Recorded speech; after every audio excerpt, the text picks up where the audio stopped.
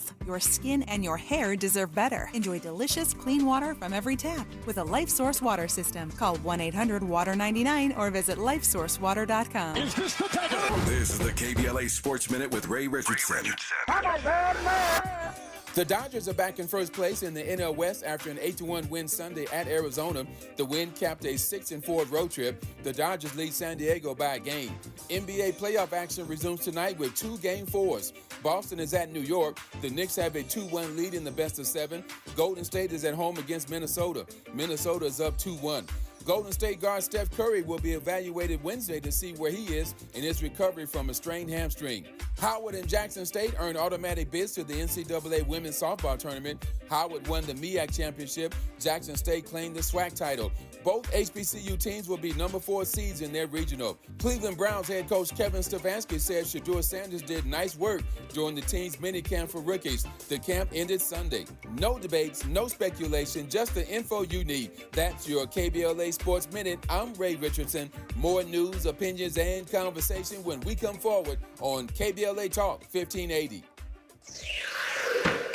If you missed our KBLA Talk 1580 Town Hall, the Altadena Eden Fire, 100 Days and Counting, you missed an evening of reverence, reflection, and reality. You gotta live in the reality because this is it. Every day, you wake up, is this my life? Don't stay in denial because yes, it is. Don't stay in bargaining where you're praying for a miracle and if it wouldn't have happened, then this is what I would have done. It did. Our panel participants kept it real. Really real. I think, number one, it's amazing to me how we ignore systemic racism in our community, and as a people, we've apologized for so much, but when will we stop apologizing for what we have paid for? Because the truth of the matter is we paid for this. You can always count on KBLA Talk 1580 to give it to you straight, no chaser. When you love folk, you tell them the truth. Seeking the truth, speaking the truth. We're KBLA Talk 1580, and we don't black down.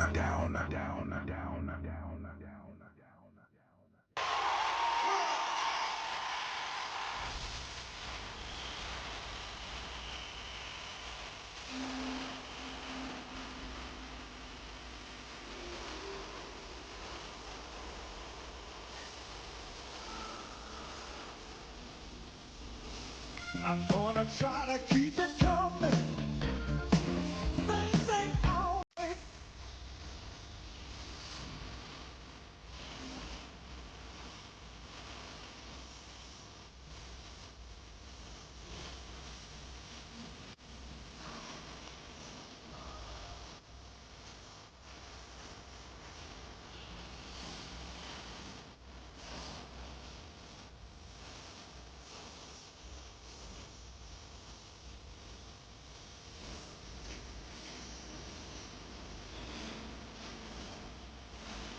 Live from historic Ludwig Park in Los Angeles, California, I'm Tavis Smiley, and I'm so glad to see you and me back in stride again.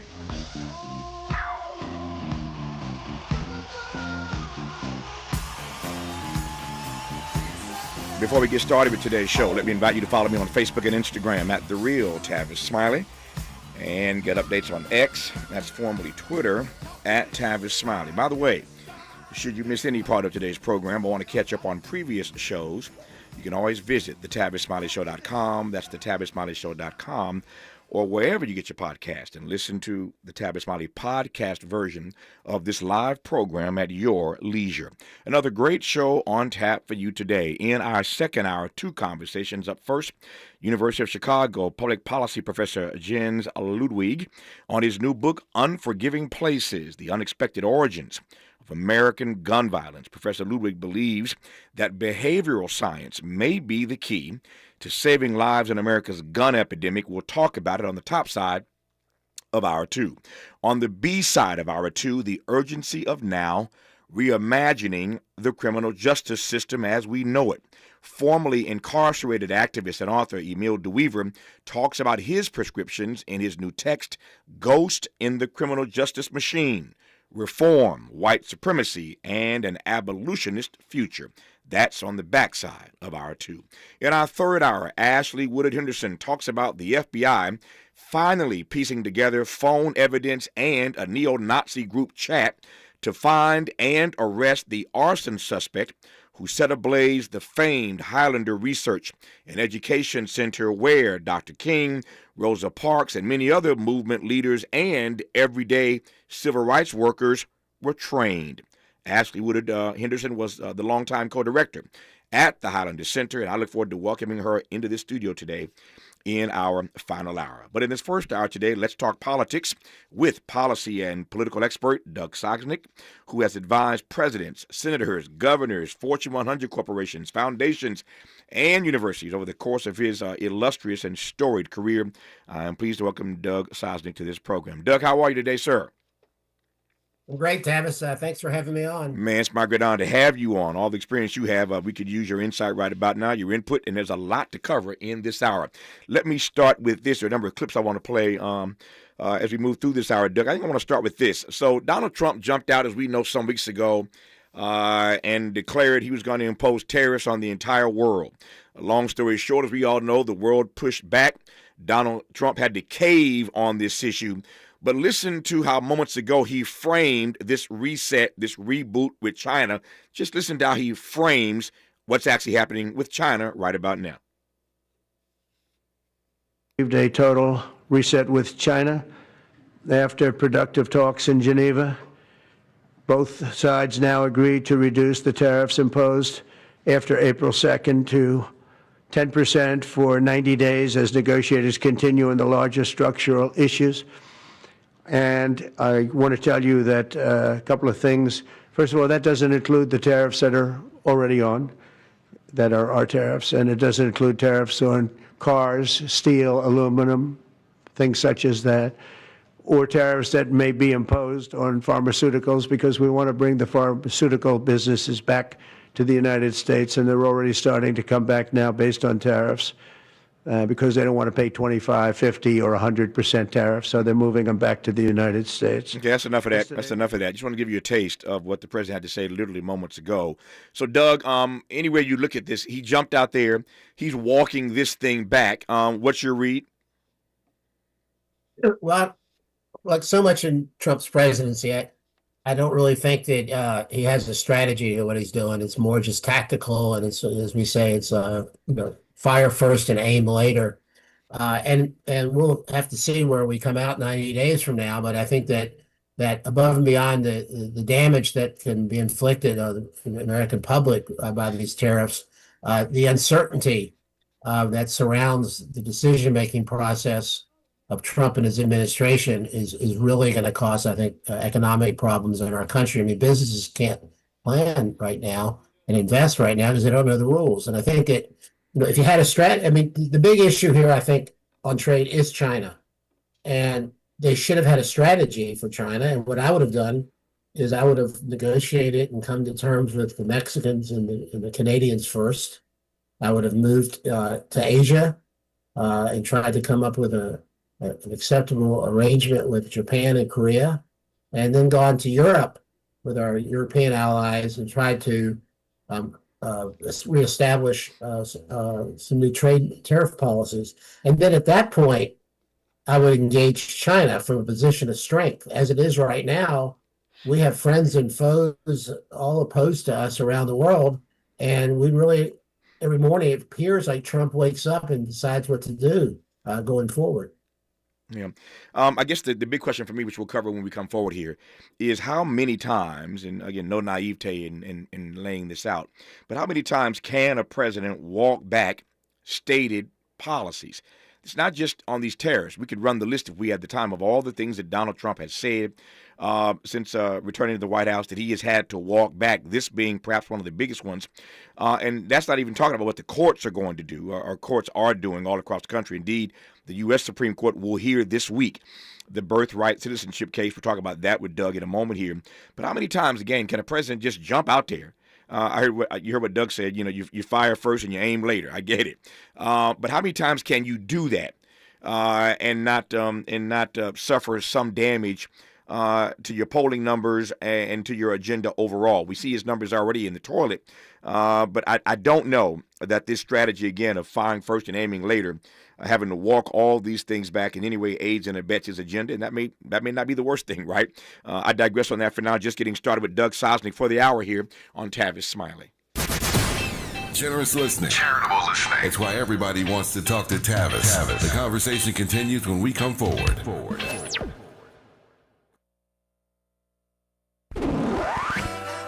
You really about to do it? 40 acres and a mule. This is bigger than the music. You really about to do it? Yeah, they tried to rig the game, but you can't fake influence. Who among us doesn't like black music?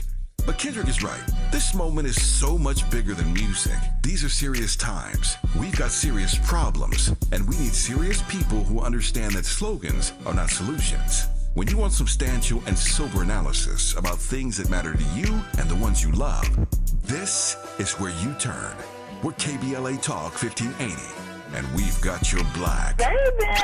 Make a move into a home of your own. With City National Bank's Ladder Up Home Loan Grant, you could receive up to $20,000 that you never need to pay back. Use it toward your down payment, save on closing costs, or to buy down your mortgage rate. Find out more at cnb.com/ladderuphome. City National, here for every stage of the journey. Property must be in a qualifying market in California, New York, or New Jersey. Additional terms and conditions apply. Not all applicants will qualify. Terms are subject to change without notice. City National Bank is an equal housing lender. Member FDIC. NMLS number 536994. I'm still going for it, even with higher stroke risk from atrial fibrillation, an irregular heartbeat not caused by a heart valve problem. Over a 3-year study, Eliquis apixaban tablets reduced stroke risk better than warfarin, and over 97% of Eliquis patients did not experience a stroke. A first stroke occurred in 2.9% of warfarin patients versus 2.3% of Eliquis patients. Don't stop taking prescription Eliquis without asking your doctor. It may increase your stroke risk. Eliquis can cause serious and in rare cases fatal bleeding. Don't take Eliquis if you have an artificial heart valve, abnormal bleeding, or antiphospholipid syndrome. While taking, you may bruise more easily or take longer for bleeding to stop. A spinal injection while on Eliquis increases risk of blood clots, which may cause paralysis, the inability to move. Get medical help right away for unexpected bleeding, unusual bruising, or tingling, numbness, or muscle weakness. Medications such as aspirin products, NSAIDs, SSRIs, SNRIs, and blood thinners may increase bleeding risk. Tell your doctor about all planned medical or dental procedures. Learn more at Eliquis.com or call 1-855-ELIQUIS. The Comedy Connection series featuring KBLA's Zoe Williams, the voice of reason, and the alpha male of comedy, Ray Grady. We're going to transform relationship disasters into stand-up material live at Inglewood's Miracle Theater on May 31st at 7 p.m. Pacific Standard Time. My clinical team will disclose all of your dating woes, while the alpha male of comedy, Ray Grady, has hand-selected supremely talented comedians to roast all of our tragic relationship choices. I dare you to bring your ex's phone number, because Ray, he's going to text it live, and the crowd will be sourcing emojis. Tickets are moving swiftly, so don't hesitate to grab yours at themiracleinglewood.com before I diagnose your dating history as a pre-existing condition.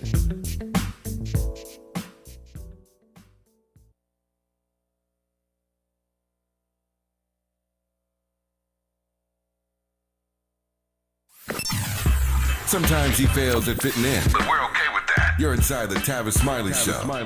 You are indeed with senior advisor to Bill Clinton, as well as many senators and governors in the Democratic Party. Doug Sosnik, our guest in the first hour today. So, Doug, I asked that question again, not at all rhetorically.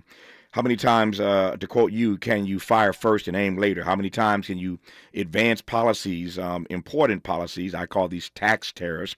But how often can you do this and keep walking this stuff back and be taken seriously, not just by American voters, but by the world community? Well, ultimately, I think Trump is going to be evaluated by the American public on his performance in office and whether the public feels like their lives have improved since he became president. I mean, you have a lot of people in this country who feel alienated towards politics and don't pay attention. Even if you want to pay attention, I mean, just look at today, the news just today of, a deal, a 90-day deal with China. Trump announced a new drug prescription policy. There's a meeting Thursday, potentially between the Ukrainians and Russians to try to end that war. We have a release of a hostage today in the Mideast.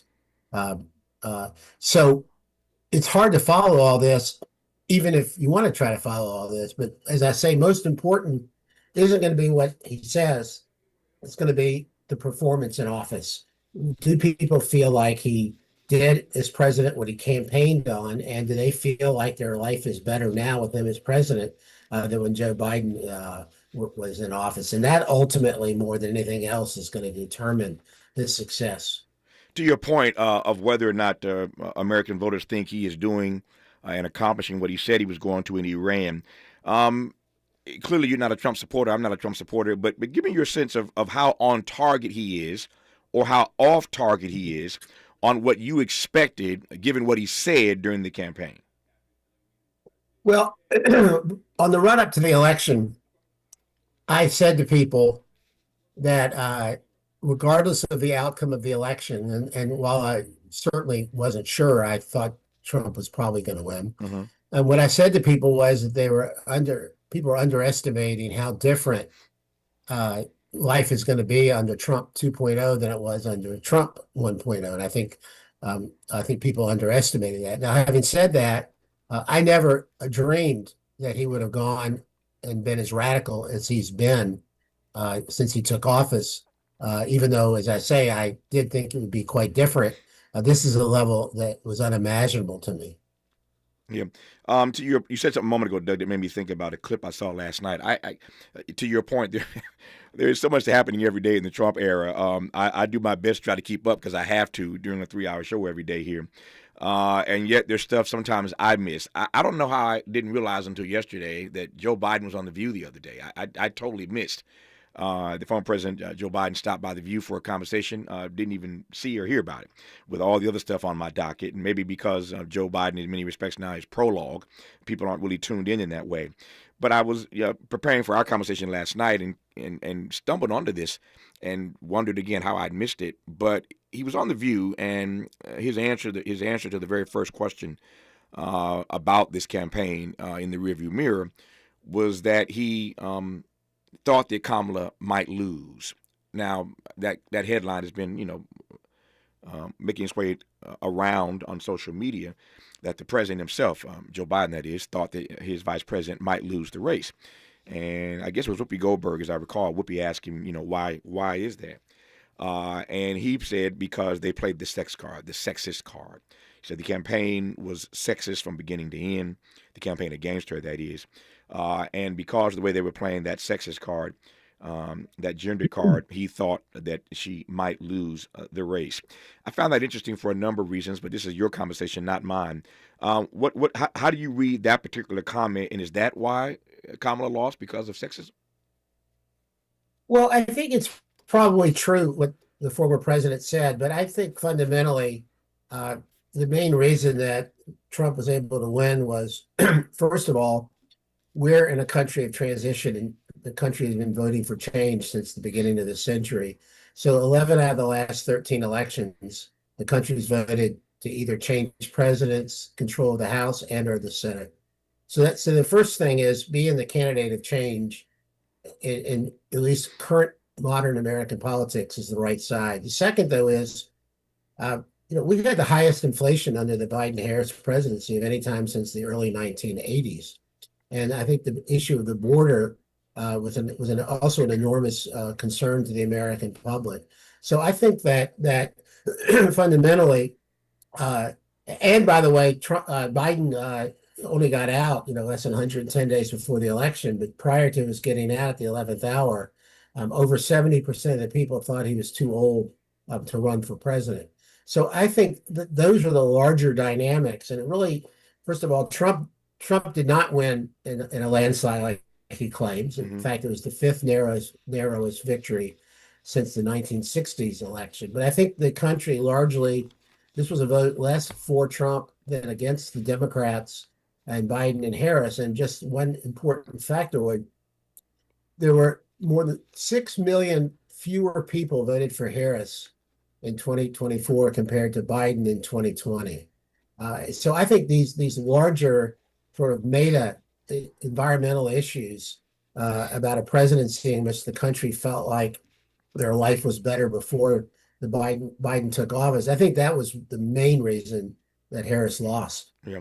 I was again struck by the president suggesting that. And let me be clear before you call me or you email me and tell me this. I do recognize that I am a male, that Doug Sosnik is a male. He's the only guest I have in this hour, so I wanted to ask him that question, as I will ask others, perhaps later in this show. But I find it fascinating. I make myself laugh sometimes when I think about males talking about sexism and patriarchy. I get it. I ain't stuck on stupid. You ain't got to tell me that. Number one. But number two, having said that, I still find it fascinating that the president thought that was the primary reason she lost. I'm not so sure that I agree with that.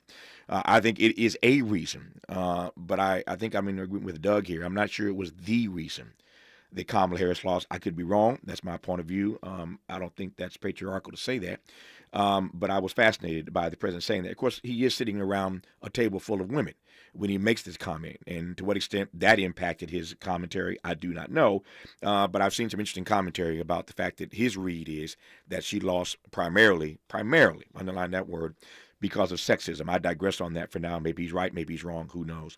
But what also fascinates me, Doug, as you're talking here, is that you are not the first person. In fact, I've lost count of the number of guests I've had on this program who have reminded this audience, that this was not a landslide victory, this election that is, was not a landslide victory for Donald Trump. And yet every time somebody says that, two things occur to me, or at least I think about and ponder two things, and I want to get your take on both. One, while people keep saying that, and while it is true, I don't know that historians are going to record it in that way, because that's not the way it played out. It didn't play out that way on election night. The map was red all across the country, essentially, these blue spots here and there. So factually, you are correct. But I don't know, number one, again, if historians are going to record it that way, what do you think about that? And secondly, even though the facts are that you've laid out are correct, why does it not feel that way? It doesn't feel like it was a close race. It felt like a landslide. Well, it was, look, he's the first Republican candidate for president to win the popular vote in 20 years. And by the Electoral College margins, it was a bigger victory than the popular vote. There were 7 battleground states. He won all 7 of them. Mm-hmm. So, I mean, look, he won. We can't, unlike 2016 where we could, qualify about the 3rd, 4th, and 5th parties and a variety of other things. I mean, the fact is he did win the election. I will say, however, that based on his history, given the fact that he won and carried the Electoral College the way he did, you would have expected the Republican Party to have had much larger victories in the Senate and the House. In the House, the Democrats actually picked up a seat. But by historical standards in a presidential election, you would have expected them to have won 30 or 40 seats. And in the Senate, all the 7 battleground states that I mentioned to you in the presidential election, all the competitive seats in the Senate were in those states. And the Democrats won every single one of those battleground Senate seats except for one. So, Trump did win. The Republicans do control Washington now. But I think that if you look at the actual results, it was nowhere near how Trump has depicted his victory. But how Trump talks about his victory in 2024 is part and parcel of how he talks about everything, which is to make the boldest, non-factually accurate assertions and just keep saying it often enough so that people believe it's true. Yeah.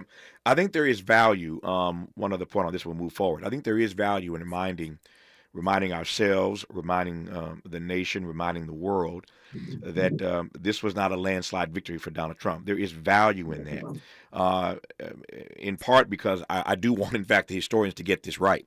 So many things historians get wrong. This is one of those things that they ought to get right. But beyond them getting it right, what is the real value to your mind of us continuing to remind, fellow citizens, that this was not a landslide election? What's the value in reminding people that? Why do we keep saying it? I don't think there's any value in it. I mean, I think we need to look forward and not backward. But Tavis, I do want to, as you've mentioned a couple times now about history and how it's going to look back at this period. Sure. And I believe, 100 years from now, when people when historians look back at this period in our country's history, I think they're going to spend less time focused on Trump said this, Trump did that, and much more about what was going on in America that allowed or enabled someone like Donald Trump to become president for 8 years. And I've always believed, and I believe this is what history will look back at this period, that Trump is the symptom of what has happened in America in the last 50, 75 years. He's not the cause of that. And I think only to understand how we move forward as a country, you can't understand where we're headed if you don't understand how we got here. So I take your frame, unpack Trump as symptom. Unpack that for me, Trump as symptom. Well, I think you've got a long extended period of decline of the middle class in America. And it began in the early 1970s. Pew Research estimated in early 1970s, 61% of the people in America were middle class. They now have it only at 50%.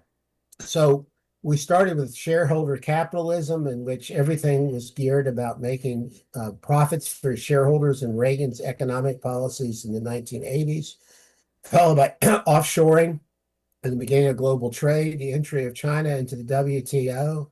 So this was a carving out of the American middle class. And these people who've been hugely battered due to this decline were the ones who were hit hardest by the economic crisis of 2008.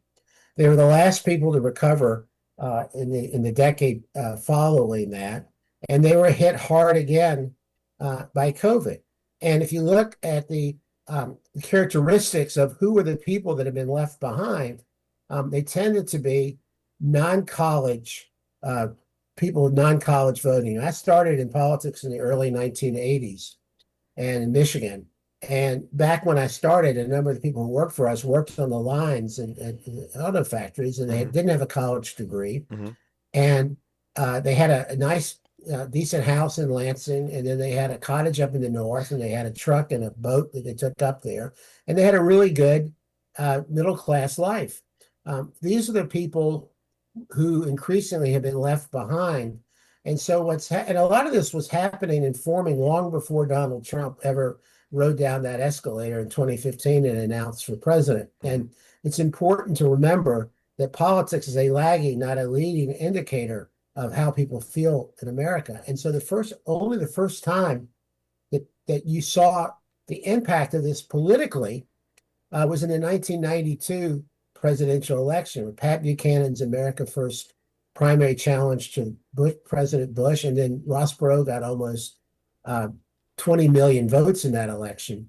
And so increasingly, education was the single best predictor of how someone was going to vote. And so when Donald Trump became president, he essentially accelerated this realignment in American politics, which is largely determined by a person's education level. And you saw in the most recent 2024 election that increasingly now a person's education level transcends ethnicity and race in terms of how they're going to vote. And the last thing I'll say is there were 206 counties in America that voted for Barack Obama in 2008. They voted for Barack Obama in 2012. And they have voted for Trump in the last three elections. In 197 of those counties, Trump carried in 2024. And these are the people who've been hardest hit by the economic transformation away from a top-down industrial manufacturing economy. And despite the fact that Trump won, I think, 85% of the counties in this country, and Harris only won, about 15%, over 60% of the GDP growth in America came in those counties that Harris carried. Hold that thought, Doug. When we come forward, I have a question I want to ask about that hardest hit group that you're referencing now. And there's a great deal more to cover. As I mentioned earlier, the Supreme Court this week hearing birthright citizenship. We'll talk about that. Gavin Newsom is asking cities here in California to ban homeless encampments, escalating this crackdown. Is that what Democrats ought to be doing right about now? Stephen Miller and his boss, Donald Trump, want to suspend habeas corpus. So much more to cover when we come forward with Doug Sosnik on Tavis Smiley. Why does Tavis say, when we come forward? Because he's not going back. And you don't have to go back either. Forward ever, backward never. More of Tavis Smiley when we come forward. Forward.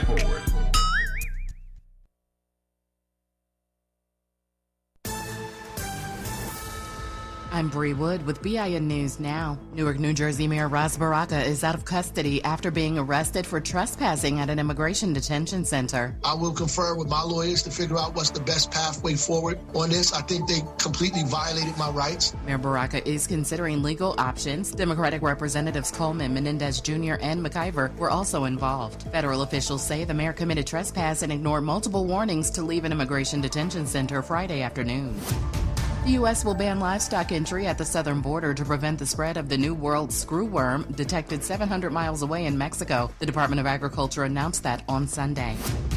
And the NBA postseason continues with the Thunder tying their series 2-2 against the Nuggets after a 92-87 win. The Pacers lead 3-1 over the Cavaliers following a 129-109 victory, and the Pacers now lead the series 3-1. Get BIN News Now on demand 24/7 on the iHeartRadio app. Are you sick of drying, chlorinated water in your home? At LifeSource, they believe your health, your skin, and your hair deserve better. Enjoy delicious, clean water from every tap with a LifeSource water system. Call 1-800-WATER-99 or visit lifesourcewater.com. This is the KBLA Sports Minute with Ray Richardson. The Dodgers are back in first place in the NL West after an 8-1 win Sunday at Arizona. The win capped a 6-4 road trip. The Dodgers lead San Diego by a game. NBA playoff action resumes tonight with 2 Game 4s. Boston is at New York. The Knicks have a 2-1 lead in the best of 7. Golden State is at home against Minnesota. Minnesota is up 2-1. Golden State guard Steph Curry will be evaluated Wednesday to see where he is in his recovery from a strained hamstring. Howard and Jackson State earned automatic bids to the NCAA Women's Softball Tournament. Howard won the MEAC Championship. Jackson State claimed the SWAC title. Both HBCU teams will be number 4 seeds in their regional. Cleveland Browns head coach Kevin Stefanski said Shedeur Sanders did nice work during the team's minicamp for rookies. The camp ended Sunday. No debates, no speculation, just the info you need. That's your KBLA Sports Minute. I'm Ray Richardson. More news, opinions, and conversation when we come forward on KBLA Talk 1580. We've got a lot to talk about. I'm Reverend Gerald, the life coach. Is someone you love struggling with addiction and mental illness? Is improving your family's health important? Want to leave a legacy that your family can grow? Are you ready to enhance your perception of life experiences? Then wake up weekends at 7 a.m. with Urban Family Focus and get the wisdom, opportunity, resources, and motivation to live your best life. Join the conversation on Urban Family Focus Saturday and Sunday at 7 a.m. Unapologetically progressive. KBLA Talk 1580. We've got your black.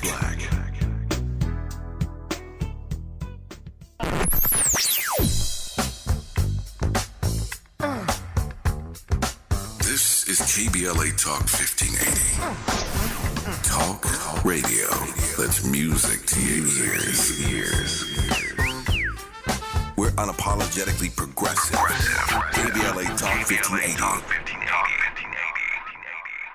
Paid for by government.com. Did you know? The United States Mint has issued a new Morgan silver dollar coin in proof condition for the first time. Not only that, they are also minted in 99.9% pure silver for the first time ever in history. Coin experts are calling this an amazing opportunity for anyone that knows the enduring popularity of Morgans. But you must hurry. Only 400,000 of these legal tender silver dollars were issued. These first ever Morgan silver dollars are brand new with stunning mirror-like finish, minted by the iconic San Francisco Mint. Call now and you're guaranteed a new first ever 99.9% pure silver proof Morgan dollar. To learn more, call 1-800-973-9717. If you order now, you will receive a free coin collector bonus pack, a $25 value, free with every order. Call 1-800-973-9717 now to secure your new Morgan silver dollars before they are gone. That's 1-800-973-9717. Is reviewing life insurance on your to-do list? Now's the perfect time to add it. A friend recently told me that securing life insurance sooner rather than later can help you lock in lower rates for years to come. So I bumped this up on my list and got it done. I called SelectQuote and couldn't believe how easy and affordable life insurance is. I'm 40 and got a $500,000 policy for $16 a month. My husband's also 40 and his $500,000 policy was only $18 a month. Plus, with SelectQuote's same-day coverage, there was no medical exam required, and we were covered by the time we hung up. Knowing I have this checked off my list feels amazing, but the peace of mind knowing my family is protected feels even better. Call SelectQuote at 1-800-729-7070. That's 1-800-729-7070. Or go to SelectQuote.com to get your free quote today. That's 1-800-729-7070. Details on example rate at SelectQuote.com.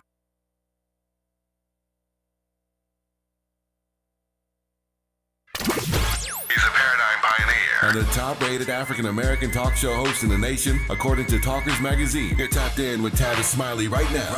Tavis Smiley and Doug Sosnik, who has advised pretty much everybody, senators, governors, Fortune 100 companies, colleges, universities, and was, in fact, a senior advisor to President William Jefferson Clinton.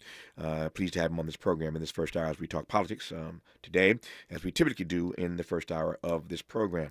In case you've just tuned in, Doug offered a great line moments ago. I heard it. I'm sure you heard it. I didn't get a chance to opine on it. But he said that politics is a lagging indicator, not a leading indicator of how the American public feels. I think he's right about that politics is a lagging indicator, not a leading indicator of what the public feels. And I heard that, Doug, and I love that line, and don't much disagree with you in that regard.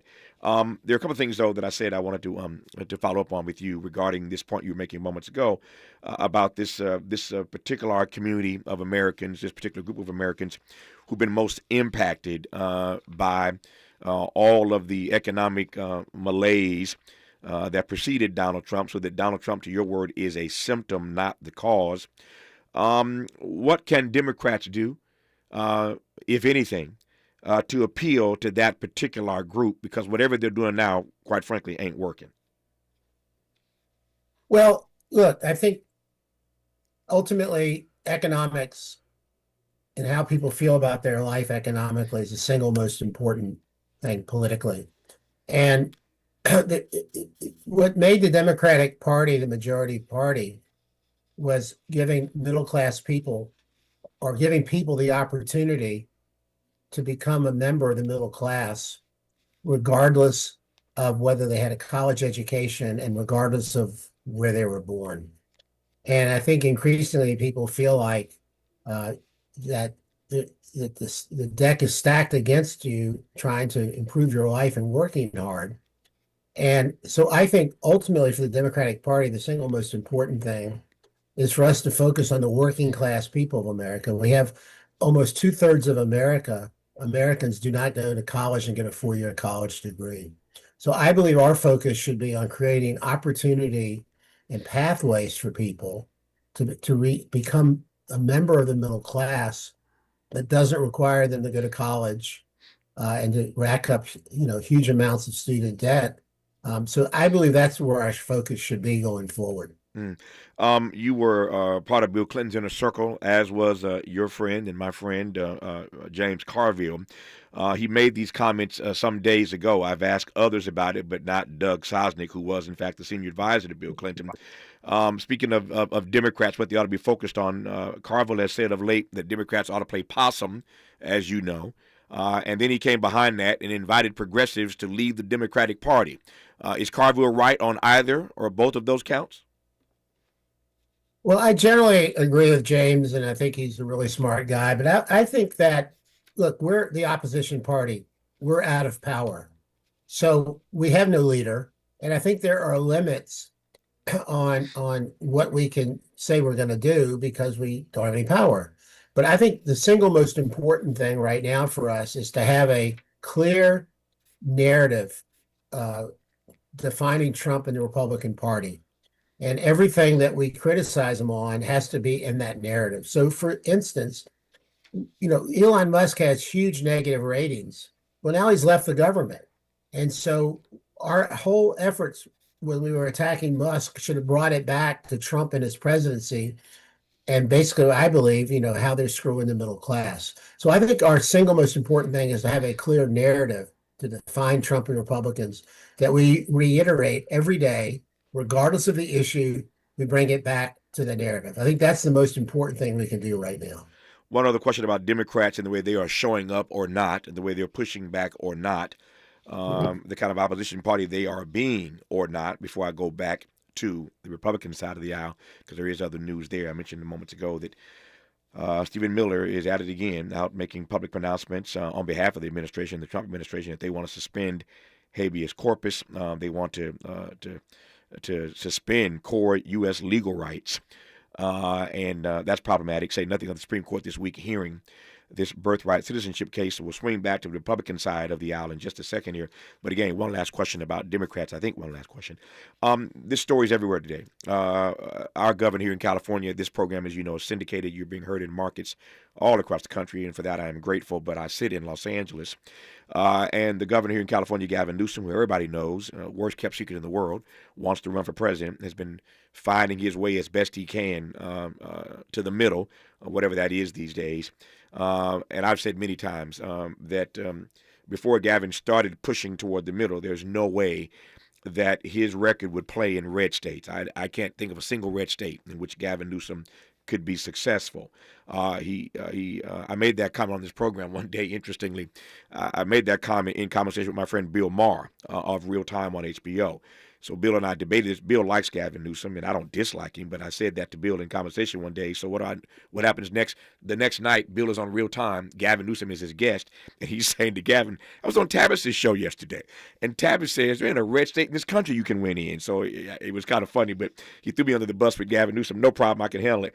Gavin responded to what I had to say in that conversation with Bill Maher on Real Time. And now I bring this thing full circle because here's another move that Gavin Newsom is making that makes it abundantly clear that he wants to run for president. He's trying to moderate his positions to make him more acceptable to American voters across the country. But this one is fascinating. Just last week, we had a spirited one-hour conversation with a houselessness expert.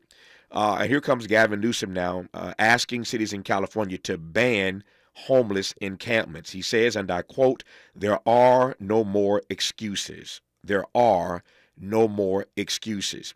Now, I see what Gavin Newsom is attempting to do, and yet, as we discussed in this conversation on this program last week, for those who recall that dialogue, there are many reasons that people are unhoused these days. And sadly, University of Chicago study informs us that a good number of those who are unhoused are working. So it's not just it's not the frame, it's not the picture that you tend to see in your mind's eye when you think of the unhoused in this country. But here comes a Democratic governor saying to cities in his state, we're going to ban these encampments. Is that where Democrats want to be? Is that the messaging? Is that the strategy that Democrats want to engage at such a time as this, Doug Sosnik? Well, I mean, Tavis, you're right. I mean, look, the problem of housing is a symptom of much more profound problems in our country going back decades. And it started in the 1980s through the shareholder capitalism I mentioned earlier. Mm-hmm. But until I think the economic crisis of 2008, the majority of people who were on the streets had either mental health issues or drug problems or both. But what's happened since the 2008 economic crisis is we have essentially now working poor people who are working, but they don't have enough money to pay for housing. And, you know, what I mentioned earlier about I think what contributed to the Democratic loss in 2024 was the fact that, we had the highest inflation rate in 40 years in our country, and everything went up on average in our country by 20%. Well, the cost of housing went up more than 30%. And you see a lot of newspaper articles have been written in the last year and television stories profiling people who have a job and live in their car. That's right. Because they can't afford housing. Yeah. That's the reality. My question, though, was whether or not you think this is where Democrats ought to be on the issue of the unhoused, coming down hard on encampments.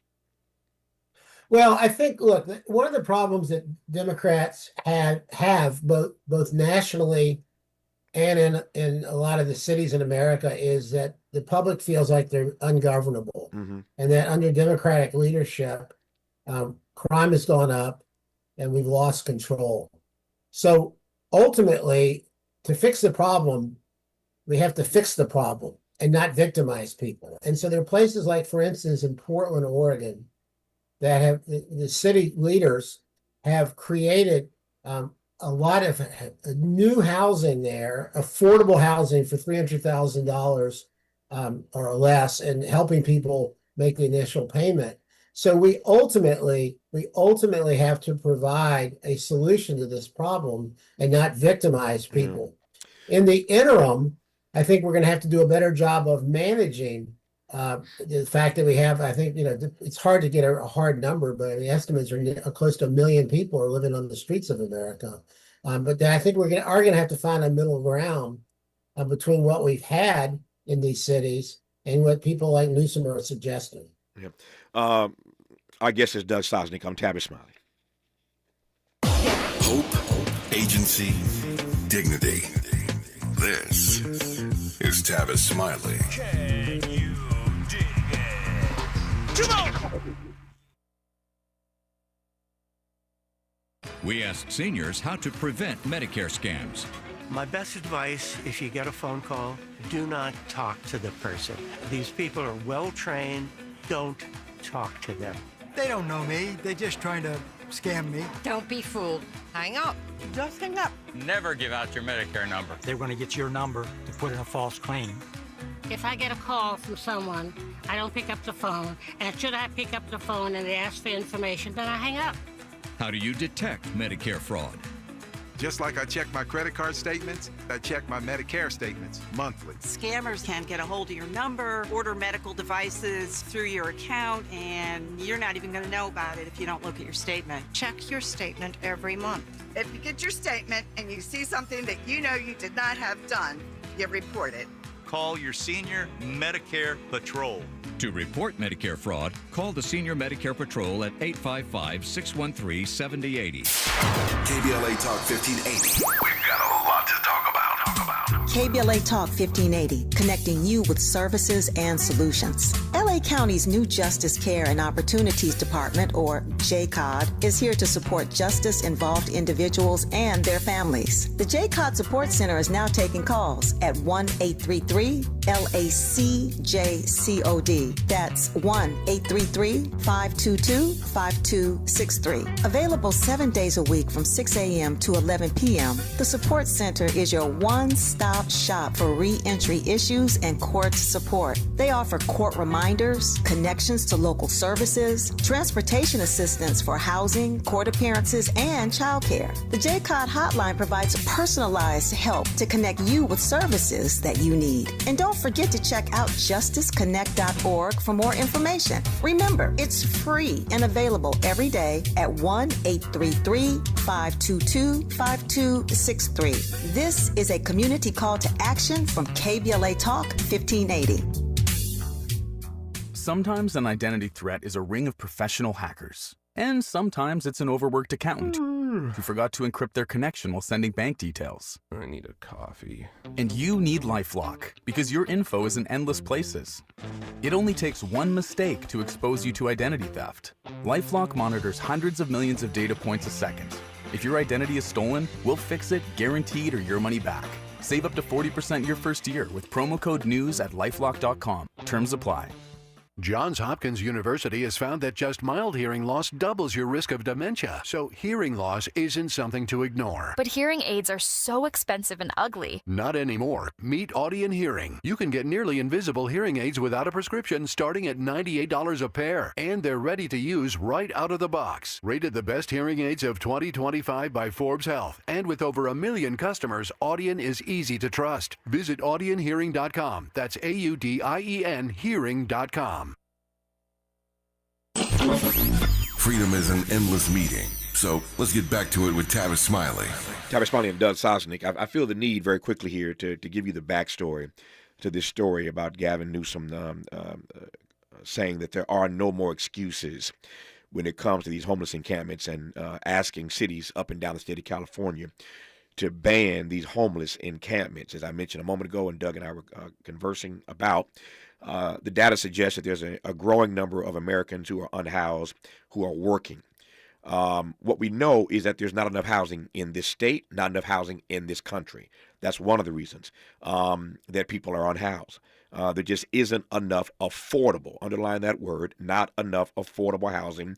I think Doug made that point quite nicely a moment ago. But there are also, in many places and spaces, not enough beds for those who are unhoused. And here's why this story is so ugly and comes across as so cold and callous to many of us on the part of Gavin Newsom. In a 6-3 decision, we discussed this last week in case you missed it, just want to give you the quick backstory. In a 6-3 decision in City of Grants Pass versus Johnson, the U.S. Supreme Court ruled that cities, listen now, cities can enforce bans on public camping and sleeping even when no shelter beds are available, without violating the Eighth Amendment ban on cruel and unusual punishment. Cities can, in fact, enforce bans on these encampments, if you will, even when no shelter beds are available, without violating the Eighth Amendment's ban on cruel and unusual punishment. And so I ask, if you ain't got no beds and there's not enough affordable housing, the answer is to say there are no more excuses and to ban encampments. And I'm not a fan of these encampments any more than you are. That's not the point. The point is we don't have enough housing. The point is there aren't enough beds. How can this be the answer to the prayer against that backdrop? I wanted you to have the backstory. I digress. I remain in moments with Doug Sosnik when we come forward on Tavis Smiley. What's your quarrel with the world? You're listening to Tavis Smiley.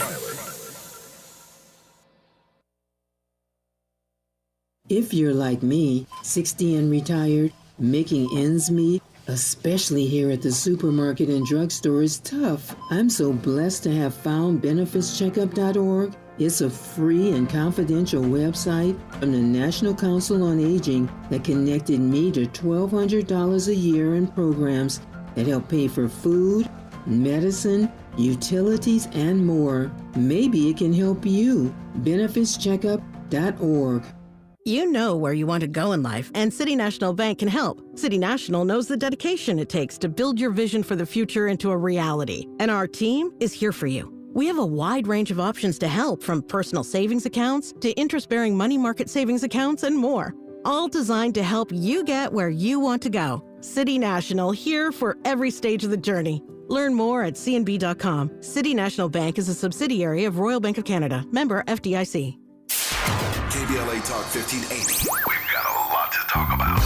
KBLA Talk 1580 is committed to self-care and community well-being. Walk Good LA was formed in June 2020, inspired by the Black Lives Matter movement and the beginning stages of the COVID-19 pandemic. What began as a few minutes of breath work and yoga meditation before protests against police brutality turned into a safe space for the community to heal in hard times. The immensely positive response from the community transformed the momentum into a movement. Today, Walk Good LA is a Black and Brown-led community wellness organization based in Los Angeles. They provide spaces for healing through community yoga classes, guided meditations, hikes, run clubs, and other activations throughout Los Angeles that attract hundreds of members weekly. With the help of Propel and Michael B. Jordan, they now have a yoga and wellness studio in Los Angeles called the Walk Good Yard. To join their mailing list and connect with healing spaces, please visit walkgoodla.org. That's walkgoodla.org. or find them on Instagram at WalkGoodLA. This is a community call to action, a community call to healing from KBLA Talk 1580.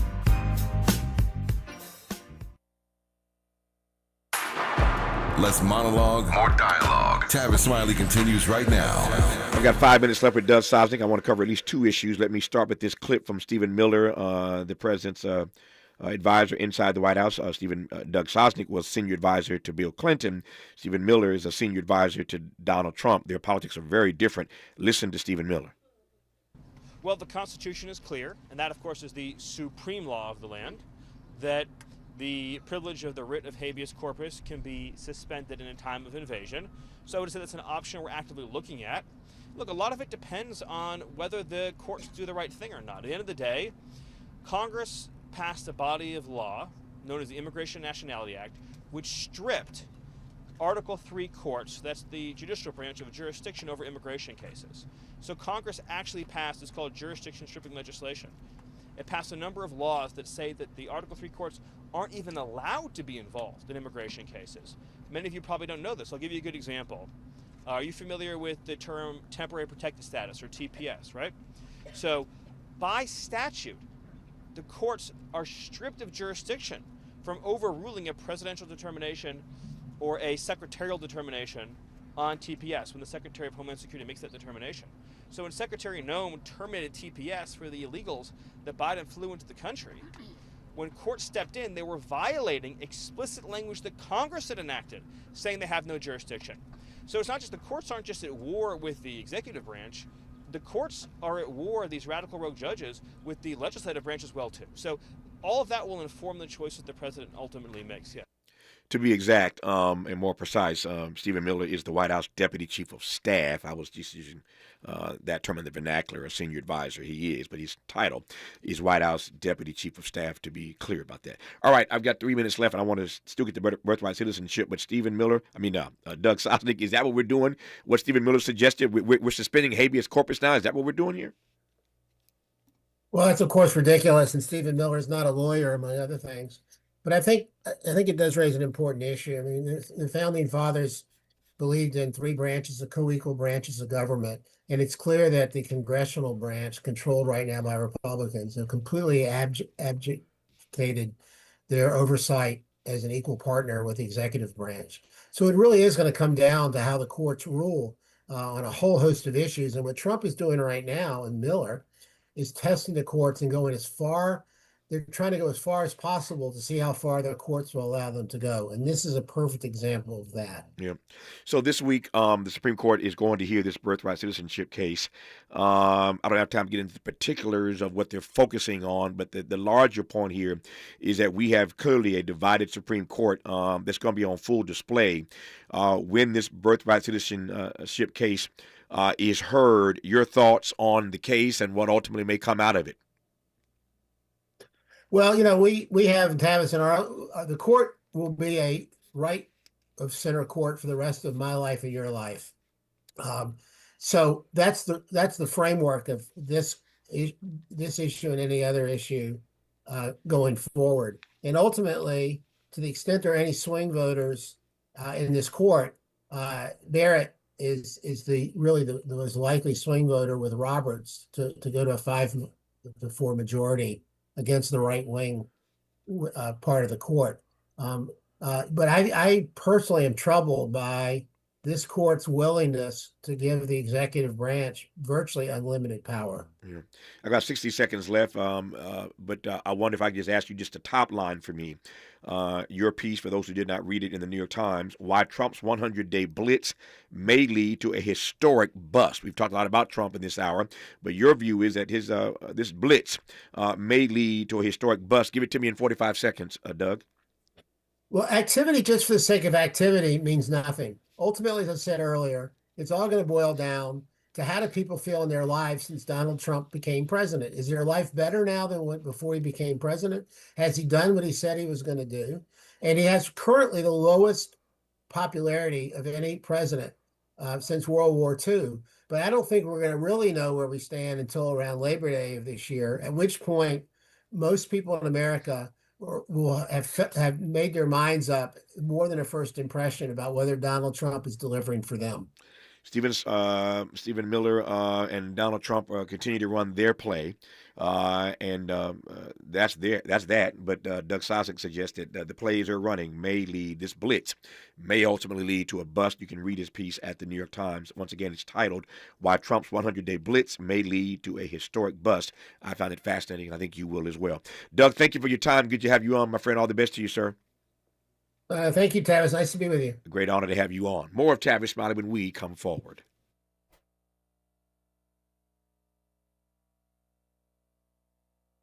KBLA 1580 Santa Monica. I'm Bree Wood with BIN News Now. Newark, New Jersey Mayor Ras Baraka is out of custody after being arrested for trespassing at an immigration detention center. I will confer with my lawyers to figure out what's the best pathway forward on this. I think they completely violated my rights. Mayor Baraka is considering legal options. Democratic Representatives Coleman, Menendez Jr., and McIver were also involved. Federal officials say the mayor committed trespass and ignored multiple warnings to leave an immigration detention center Friday afternoon. The U.S. will ban livestock entry at the southern border to prevent the spread of the New World screwworm detected 700 miles away in Mexico. The Department of Agriculture announced that on Sunday. And the NBA postseason continues with the Thunder tying their series 2-2 against the Nuggets after a 92-87 win. The Pacers lead 3-1 over the Cavaliers following a 129-109 victory, and the Pacers now lead the series 3-1. Get BIN News Now on demand 24/7 on the iHeartRadio app. Are you sick of drying, chlorinated water in your home? At LifeSource, they believe your health, your skin, and your hair deserve better. Enjoy delicious, clean water from every tap with a LifeSource water system. Call 1-800-WATER-99 or visit lifesourcewater.com. Is this the time? This is the KBLA Sports Minute with Ray Richardson. The Dodgers are back in first place in the NL West after an 8-1 win Sunday at Arizona. The win capped a 6-4 road trip. The Dodgers lead San Diego by a game. NBA playoff action resumes tonight with 2 Game 4s. Boston is at New York. The Knicks have a 2-1 lead in the best of 7.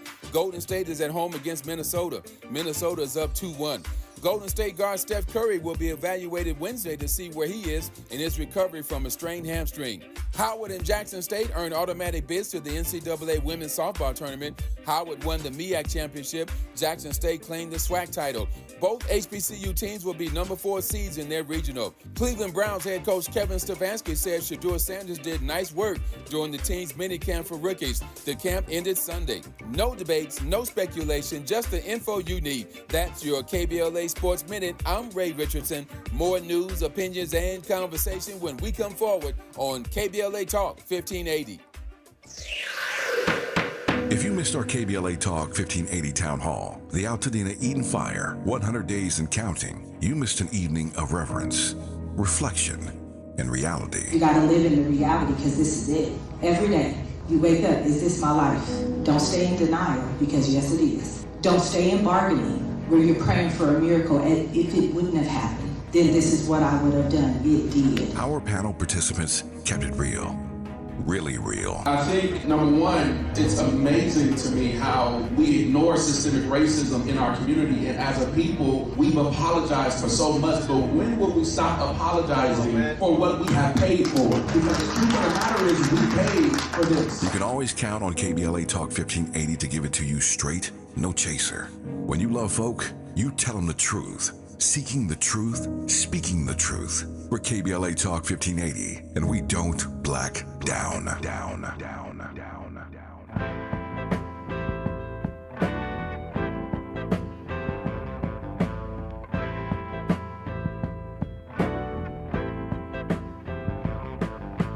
Ain't no love in the heart of the city.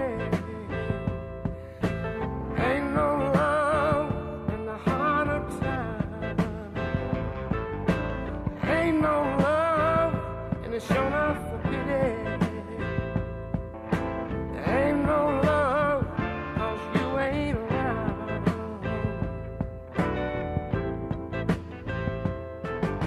When you were mine, oh, I was feeling so good, 'cause your love lit up this whole neighborhood. I'm Tavis Smiley. Delighted to have you with us in this hour of our program. And in this hour, two conversations on the B side of this hour.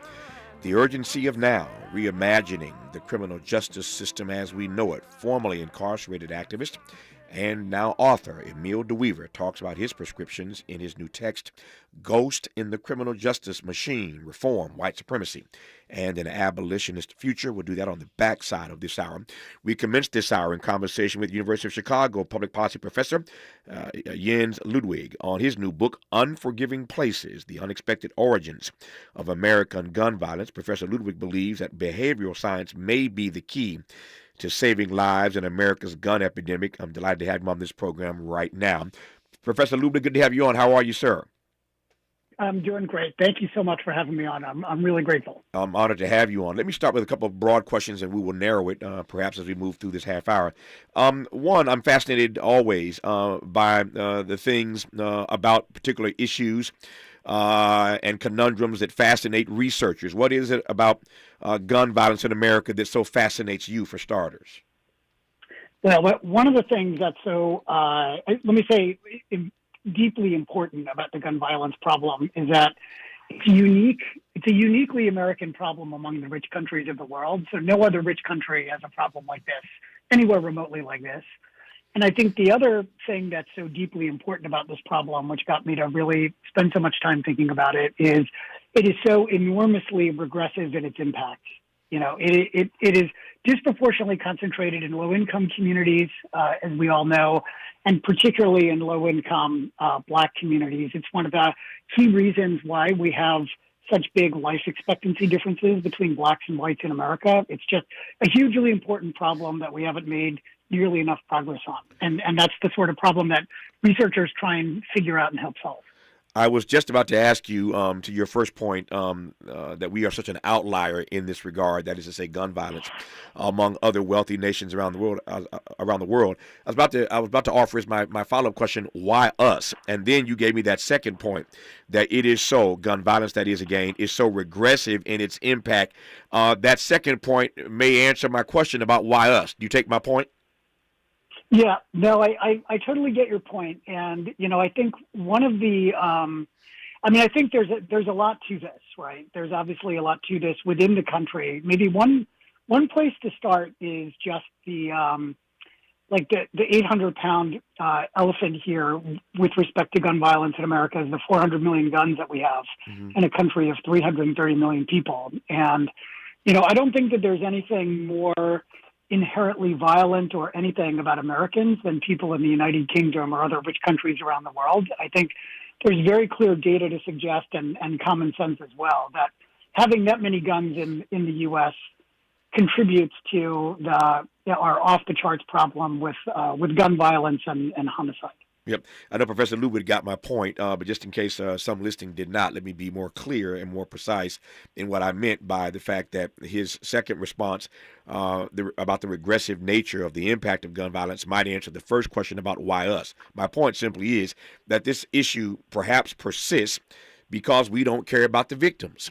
I go back to another conversation we had last week when these Memphis police officers, these 3 Black officers, were found not guilty in the state case of violating the rights of murdering Tyree Nichols.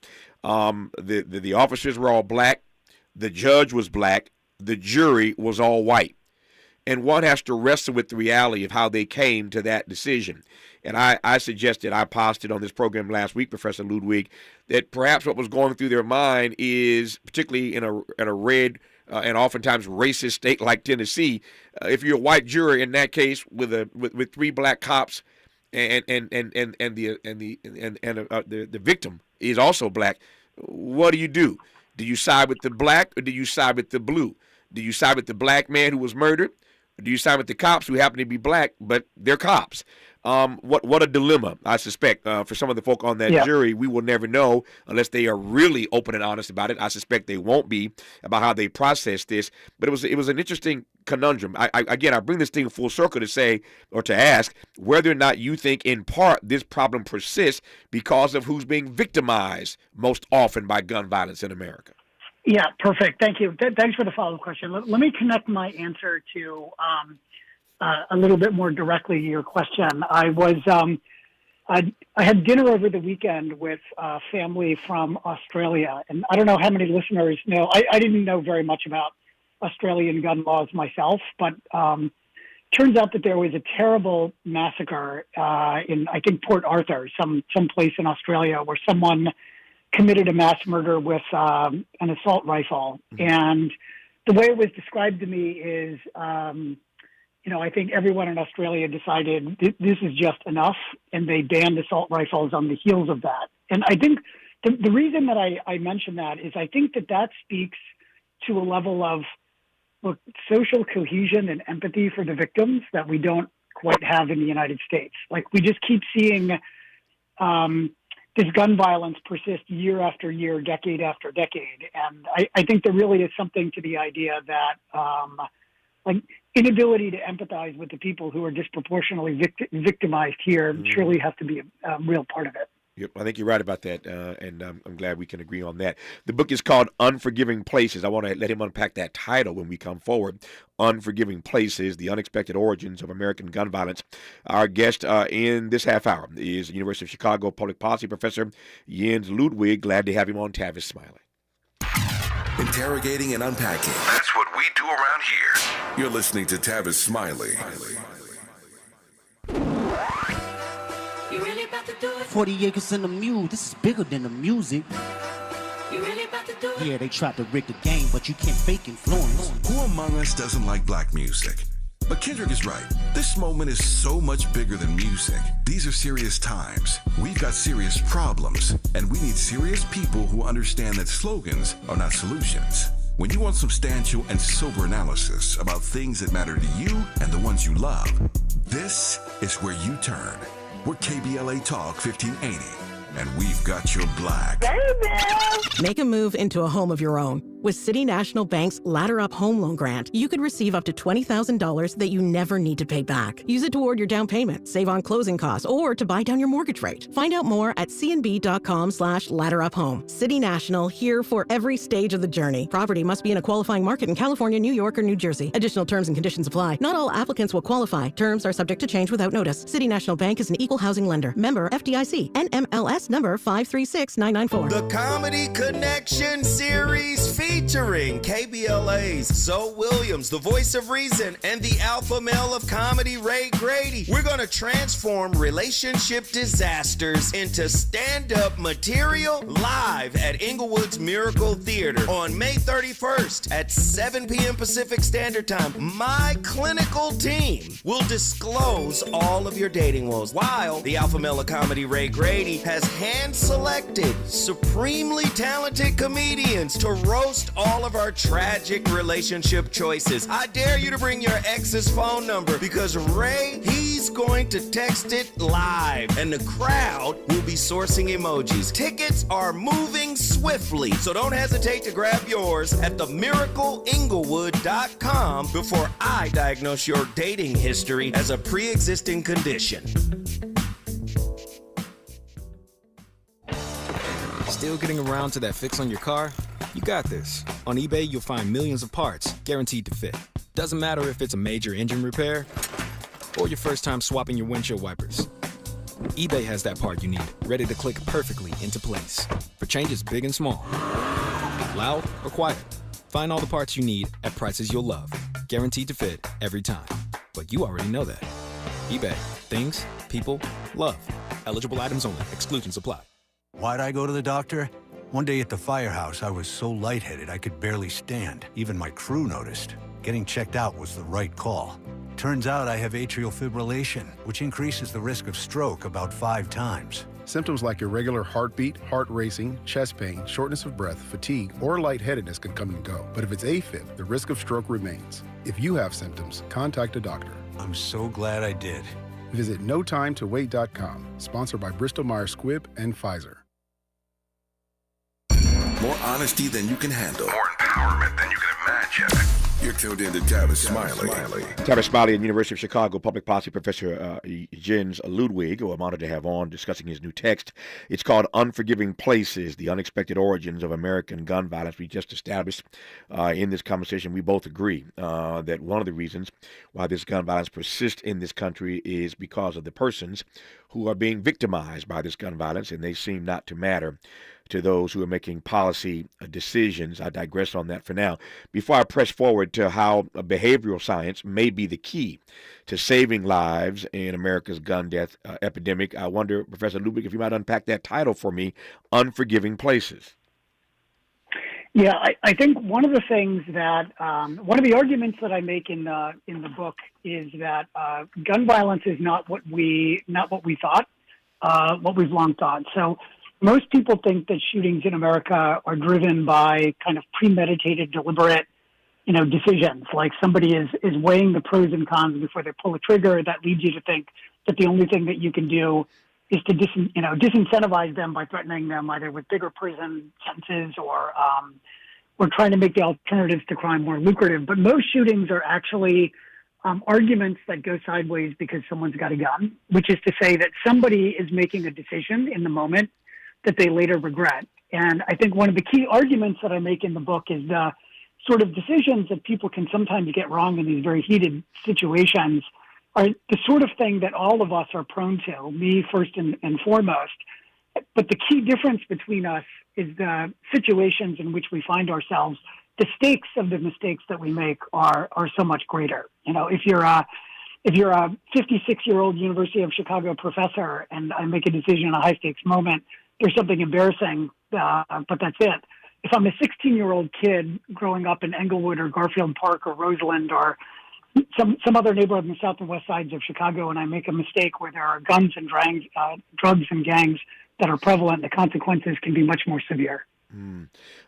Since you mentioned many of the areas, Englewood, etc., in Chicago, namely on the south side, I'm fascinated by your decision as a professor to move to the south side of Chicago to research these questions, why gun violence happens, what can be done about it.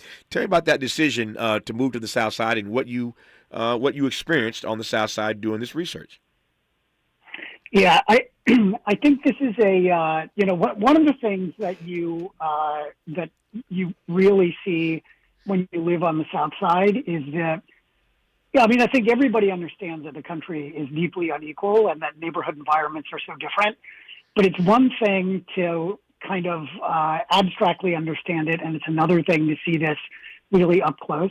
Hyde Park, where the University of Chicago is a neighborhood that has lots of institutional resources. The University of Chicago puts a private security guard on every corner. We have one of the larger private police forces that patrols the area. And then you go, just a couple miles to the west to the Englewood neighborhood on the south side, and you can see there's, a few gas stations, a few fast food stores, and that's basically it. There's no longer a grocery store that you would think of. So all of the sort of the neighborhood resources that you would hope would be there and would hope a community to thrive and help deal with the gun violence problem are just completely absent. And I think seeing that firsthand is just so stark and helps you understand sort of why that is so important to the gun violence problem. Yep. I wanted to have you on. I've discussed gun violence more than I care to in all the iterations of my broadcast career, TV and radio. I've discussed it so many times, and it is unnerving for me because we seem to not make any progress on this, no matter how many times I have conversations about it. But I wanted to have you on in part because I'm fascinated by your research, which again suggests that it is behavioral science that may be the key to saving lives in America's gun death epidemic.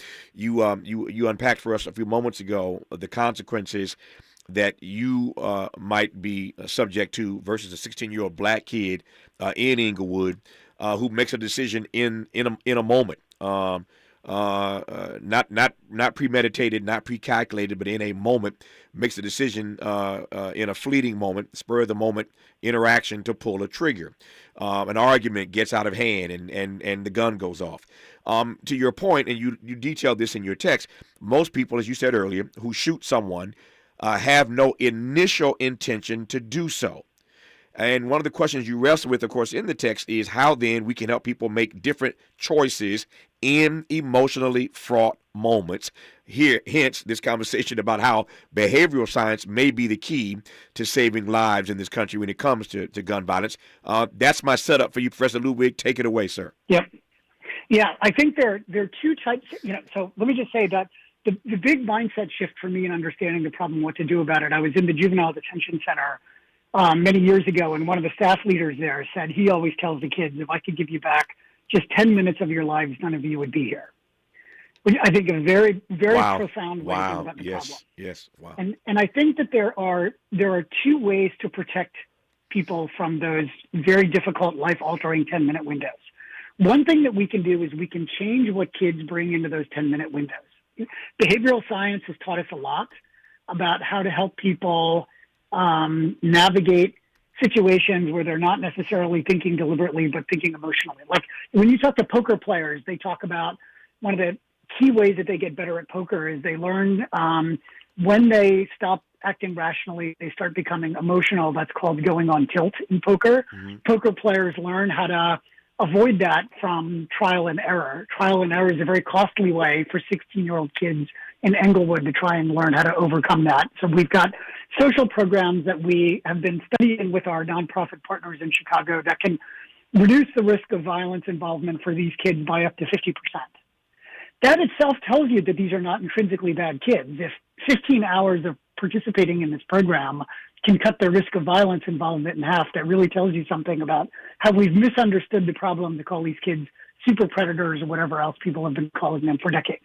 The second thing that we can do, besides helping kids be better prepared to navigate these difficult 10-minute windows, is we can make the environment, we can make the neighborhood environments in which these kids are living more forgiving places. When the last time I got into a heated argument with someone in Hyde Park, I was saved by a private security guard driving by who helped break it up, who helped de-escalate this after somebody else attacked my dog. When you go to under-resourced neighborhoods all over the south and west sides of Chicago, but not just Chicago. We could go to Baltimore, St. Louis, Detroit, on and on and on.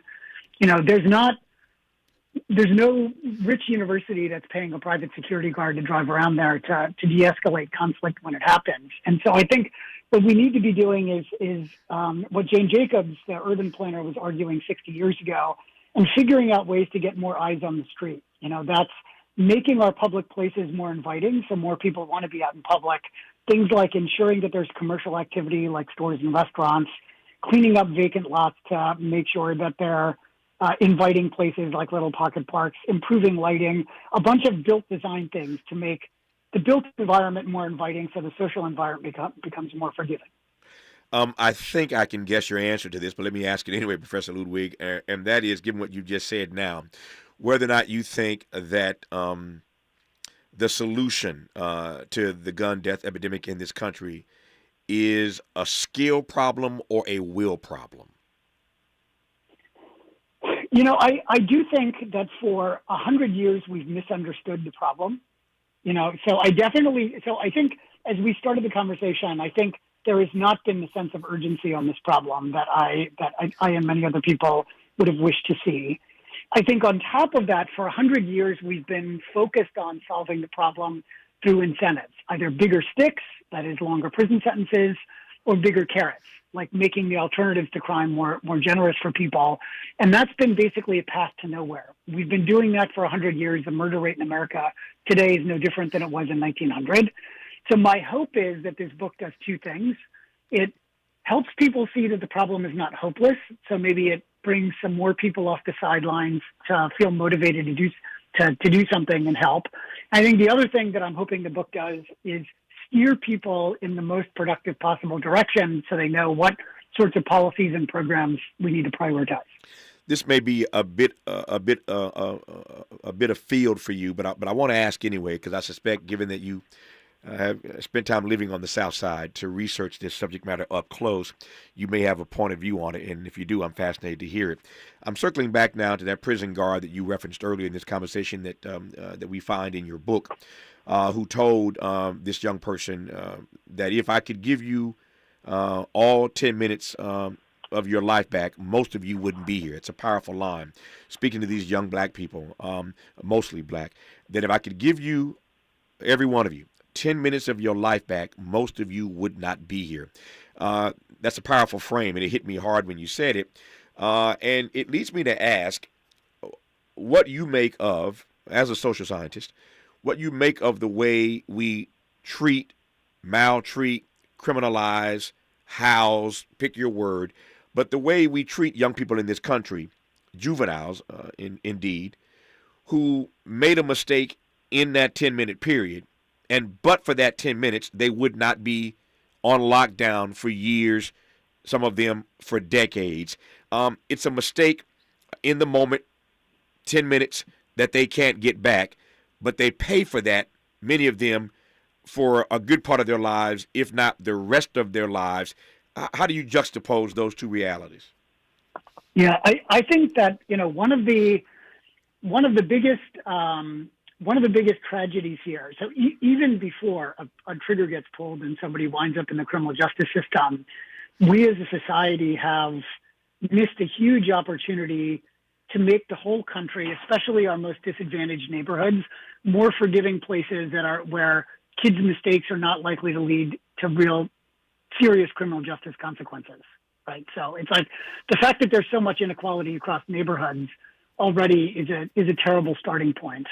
I think the other thing that really struck me in thinking about this problem, to your question, is like when you look at the data on gun violence in Chicago, 90% of the shooters and 80% of the victims had a prior arrest record. Mm-hmm. So the criminal justice system at some point had almost everybody involved in shootings in America in their spaces and had the chance to do something that was potentially helpful, something developmentally productive that would help people make their lives better when they get out. And we missed that opportunity, right? And I think that's the other great tragedy here is we could have done something to help people when they're originally involved in the system. We miss it, and then we see them again when something really, really devastatingly terrible has happened. Of course, there are two ways to read that. One is to read it as an indictment of the system. The other is to read it as an indictment of the individual. How do we properly frame that? I think if you go, I don't know about the jails and the prison systems that you visited, but the ones that I see myself, right. I'm just always surprised at how little they're doing on the inside to help make people's lives better when they get out. Yes. And it's very hard to blame the individual for that. Yeah. Nope, it's a powerful point. I take it, and I've been to a few prisons in my life, in my career. Spent time interviewing a guy, Stan Tookie Williams, interviewed him, his last interview on death row. So I've not just been to prisons, I've been on death row, and I have seen the same thing that you have seen, and that is an indictment on the system. I've got 2 minutes left. Let me close with this. You mentioned these two potential solutions earlier, and I'm doing it in short form. One is to change the environment in which too many people find themselves having to live. The other is to change behaviors of people who might be tempted in certain situations. I'm not sure that either of those is easy or that one is easier, but what say you about these two suggestions you've given us to perhaps change the rate of gun violence in this country? Well, what I would say is we have lots of examples from Chicago and not just Chicago to suggest that doing those two things is much easier than what we've been focused on for 100 years. I think we can all see that gun control in the United States is stuck. Nobody would say that's easy. And efforts to wave a wand and end, all of these huge root causes in the United States has also proven to be very difficult. The only thing the U.S. has really turned out to be very good at is locking millions and millions of people up. And this looks like both a more feasible and I think a more constructive direction to go in than that. Yeah. What do you hope ultimately is the takeaway from what you have given us with this new research about the fact that, again, gun violence in this country may be more about behavioral science than anything else? A lot of these solutions don't cost much money for cities to implement. I hope that every mayor in the country reads this book and walks away feeling like they've got a better idea of ways to start saving lives literally tomorrow. Yep. He is University of Chicago public policy professor Jens Ludwig. And I've been honored to have had him on this program to talk about his new book, Unforgiving Places, The Unexpected Origins of American Gun Violence. And he gives us a lot to think about when it comes to this notion of what can be done to stop this gun violence. And this notion that it may, in fact, be tied to behavioral science is something that I had not considered before. And I wanted to have him on the program to share it with me and with you. And I thank him for doing so. Professor Ludwig, thank you for your time, my friend. All the best to you, sir. Thanks so very much for having me on. Really appreciate it. Good to have you on. More of Tavis Smiley when we come forward. For all the freedom-loving folk, this is Tavis Smiley. I feel like freedom.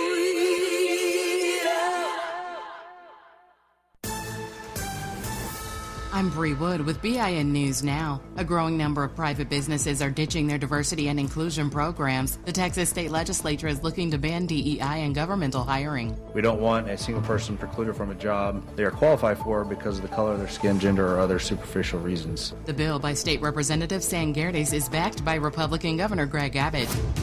The last American hostage held by Hamas, Edan Alexander, has been freed as part of ceasefire efforts. Alexander, a New Jersey native who joined the IDF in 2022, was captured during an attack in October 2023. U.S. Envoy Steve Witkoff secured his release. And Judge Ulysses Whitaker Boykin, who served in Michigan's Oakland and Wayne counties for over 30 years, has died of natural causes. Boykin was a trailblazer in law, being the first black attorney at Detroit's Dickinson Wright law firm and a founder of Harvard's Black Law Student Association. He was 89. Get BIN News Now on demand 24/7 on the iHeartRadio app. Are you sick of drying, chlorinated water in your home? At LifeSource, they believe your health, your skin, and your hair deserve better. Enjoy delicious, clean water from every tap with a LifeSource water system. Call 1-800-WATER-99 or visit lifesourcewater.com. This is the KBLA Sports Minute with Ray Richardson. The Dodgers are back in first place in the NL West after an 8-1 win Sunday at Arizona. The win capped a 6-4 road trip. The Dodgers lead San Diego by a game. NBA playoff action resumes tonight with 2 Game 4s. Boston is at New York. The Knicks have a 2-1 lead in the best of 7. Golden State is at home against Minnesota. Minnesota is up 2-1. Golden State guard Steph Curry will be evaluated Wednesday to see where he is in his recovery from a strained hamstring. Howard and Jackson State earned automatic bids to the NCAA women's softball tournament. Howard won the MEAC championship. Jackson State claimed the SWAC title. Both HBCU teams will be number 4 seeds in their regional. Cleveland Browns head coach Kevin Stefanski said Shedeur Sanders did nice work during the team's minicamp for rookies. The camp ended Sunday. No debates, no speculation, just the info you need. That's your KBLA Sports Minute. I'm Ray Richardson. More news, opinions, and conversation when we come forward on KBLA Talk 1580. Paid for by government.com. Did you know? The United States Mint has issued a new Morgan silver dollar coin in proof condition for the first time. Not only that, they are also minted in 99.9% pure silver for the first time ever in history. Coin experts are calling this an amazing opportunity for anyone that knows the enduring popularity of Morgans. But you must hurry. Only 400,000 of these legal tender silver dollars were issued. These first ever Morgan silver dollars are brand new with stunning mirror-like finish, minted by the iconic San Francisco Mint. Call now and you're guaranteed a new first ever 99.9% pure silver proof Morgan dollar. To learn more, call 1-800-973-9717. If you order now, you will receive a free coin collector bonus pack, a $25 value, free with every order. Call 1-800-973-9717 now to secure your new Morgan silver dollars before they are gone. That's 1-800-973-9717. This is Joe Cordell of Cordell & Cordell. Cordell & Cordell is the largest family law firm in the country, with over 35 years of helping clients navigate divorce. That does give us certain advantages, for example, in focus and resources. But being big doesn't mean less personal or less local. Our attorneys live and work in your community, and as neighbors, they understand the challenges your families face. If you're a guy facing divorce, remember, Cordell & Cordell, a partner you can count on. 1455 Frazee, San Diego. CordellCordell.com. The doctor's office that accidentally mixed up your files has your social security number.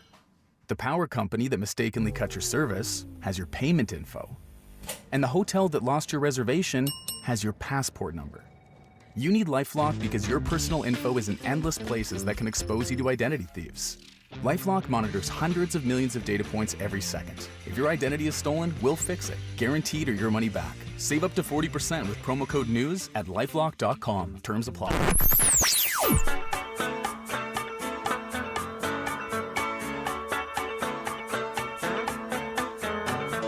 This is KBLA Talk 1580. Talk radio that's music to your ears. We're unapologetically progressive. KBLA Talk 1580. Military veterans and active duty service members, you could become a certified cyber warrior with just 12 weeks of training at My Computer Career. Cybersecurity specialists are in high demand, and IT pros with these skills often enjoy abundant opportunity and a great lifestyle. Protect our people, liberty, and treasured institutions from cyber threats. SkillBridge and other VA benefits are available to those who qualify. Learn more at mycomputercareer.edu/CWP. That's mycomputercareer.edu/CWP.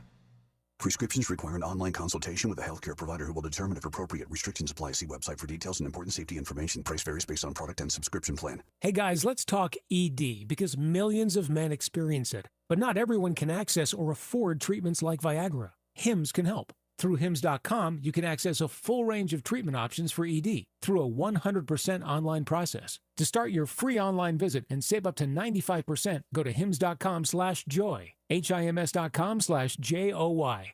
I can't believe how spotless my floors look after using the Swiffer Power Mop. No more dragging around a heavy mop and messy bucket. Now I get the same deep clean without all the work. Thanks to the powerful solution and scrubbing pad of the Swiffer Power Mop, dirt and grime don't stand a chance, and I don't break a sweat. Mic drop. Mop drop. Swiffer Power Mop. Swiffer Power Mop. A smarter way to mop. Try it or your money back. What's that sound? That's the sound of Downy Unstoppable scent beads going into your washing machine and giving your clothes freshness that lasts all day long. There it is again. It's like music to your ears, or more like music to your nose. That freshness is irresistible. Let's get a Downy Unstoppables bottle shake. And now a sniff solo. Nice. With Downy Unstoppables, you just toss, wash, wow, for all-day freshness. Helping to make you the most knowledgeable person in your circle of friends. This is Tavis Smiley. Tavis Smiley and Emile DeWeaver. We engage a conversation with him now about the urgency of now. That is, reimagining the criminal justice system. Formerly incarcerated activist and author Emile DeWeaver talks about his prescriptions in his new text, Ghost in the Criminal Justice Machine, Reform, White Supremacy, and an Abolitionist Future. I am delighted to welcome Emile DeWeaver to this program. How are you, sir? I'm doing well. Thanks for having me. It's so good to be here. It's good to have you on this program. Just because I want to make sure we set the frame properly, give the audience a sense of your backstory, your time behind bars, and we'll advance to how you then, of course, upon release, become an activist and an author. We'll get to all that in this half hour. But just take a few minutes right quick here to tell me the backstory. Yeah, I spent my life growing up in correctional institutions from the time I was about 13 to the time I was 39. I spent my birthday in a correctional institution. I was in and out as a juvenile.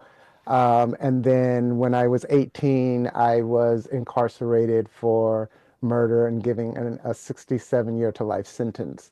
Now I was in prison when my child was born. And that turned things around for me, and I resolved to write my way out of prison. And 21 years later, I did that. And in the meantime, in that time, I also became a journalist. I became an activist.